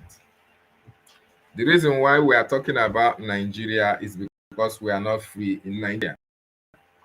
And the reason why we are fighting Biafra is because we want to be free out of Nigeria. Okay? We have suffered in the hands of that Nigeria for a very long time. Our people have suffered enough.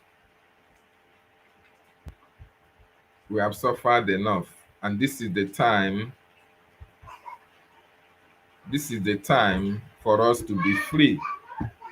This is the time to free ourselves out of Nigeria.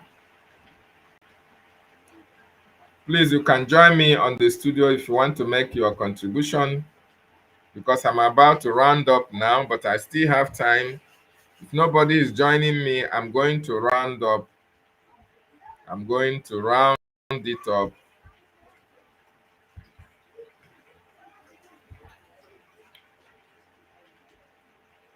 So, if you have not been supporting this freedom, this is the time for you to support right now.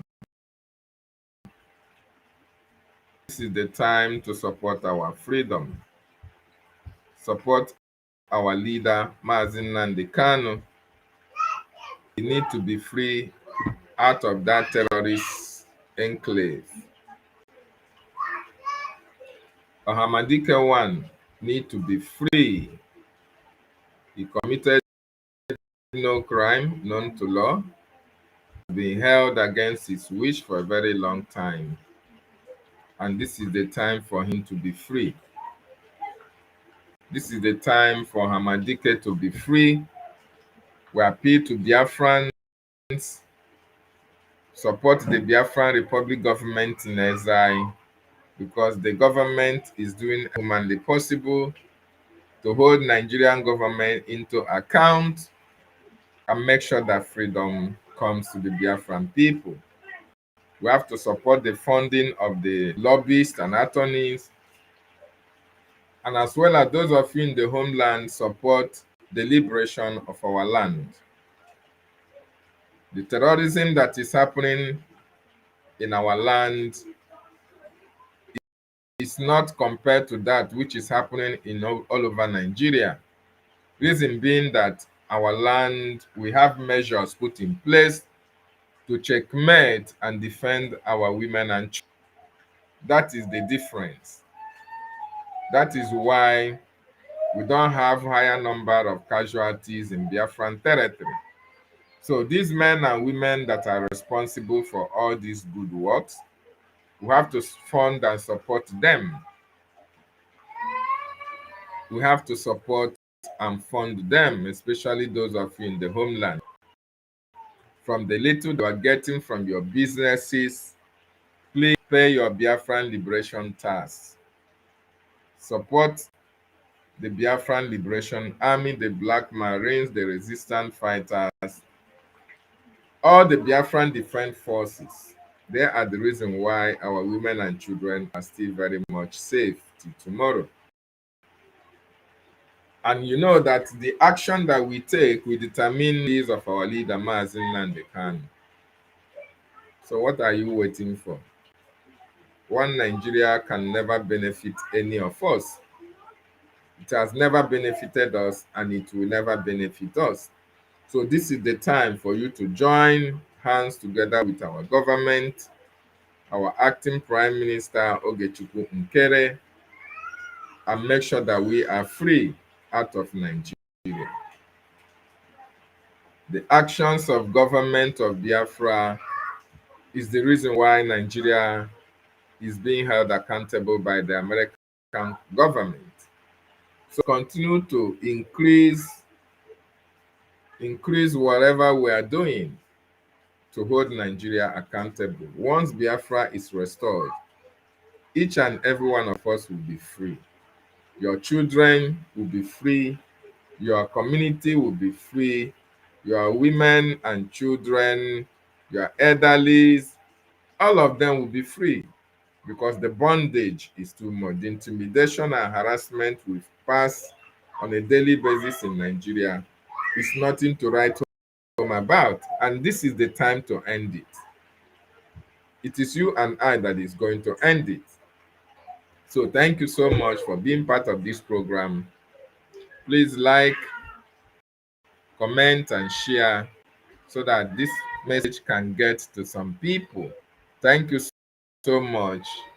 I appreciate the Biafran Defense Forces, what they are doing to protect our women and children. I appreciate those who turned in yesterday for the fundraising. Today may be our town hall. Please look out, always look out on the social media for a link to join the fundraising for our freedom. No amount is too big or small. AJ and Gemma are always welcome. Okay? The special IOU loan project is still very much ongoing, where non-Biafrans as well can participate. Loan government, and you receive 100% interest rate when Biafra is fully restored. And goodbye from here.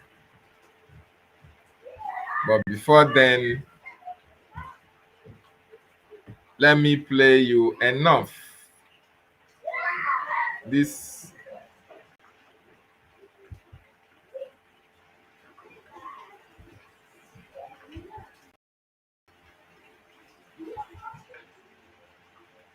oh.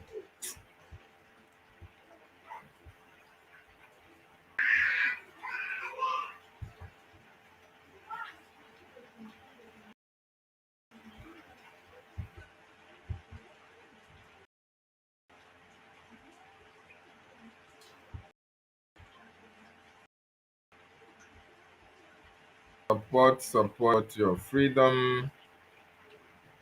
Support our freedom anywhere you are.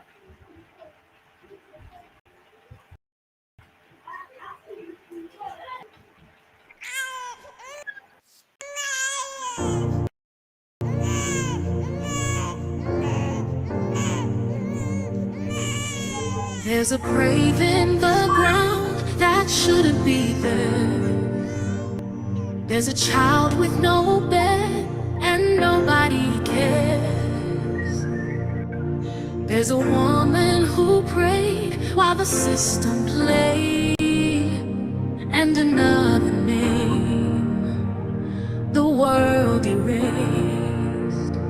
But I hear the dust cry out, I feel the sky bend low, and if no one else will say it, then I will let them know. Enough.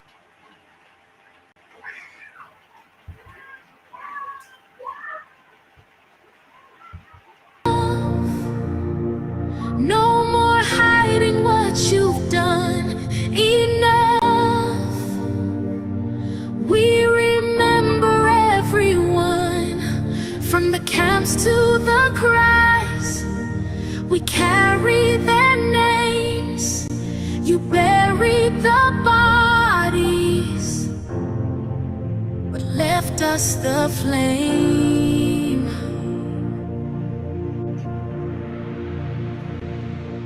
There's a lie in your law, there's blood on the fire, and your gospel got gold while our children go wild.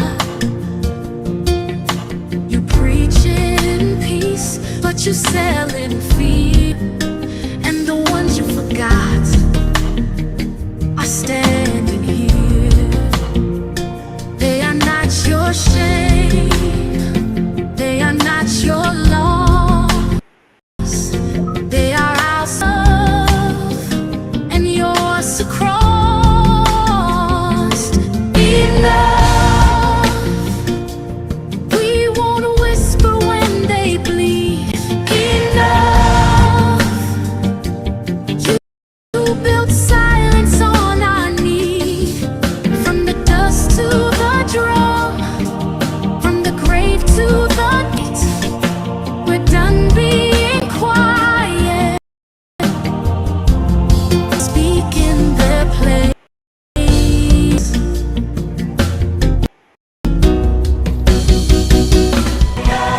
Say their name, feel their pain. They were here, they still remain.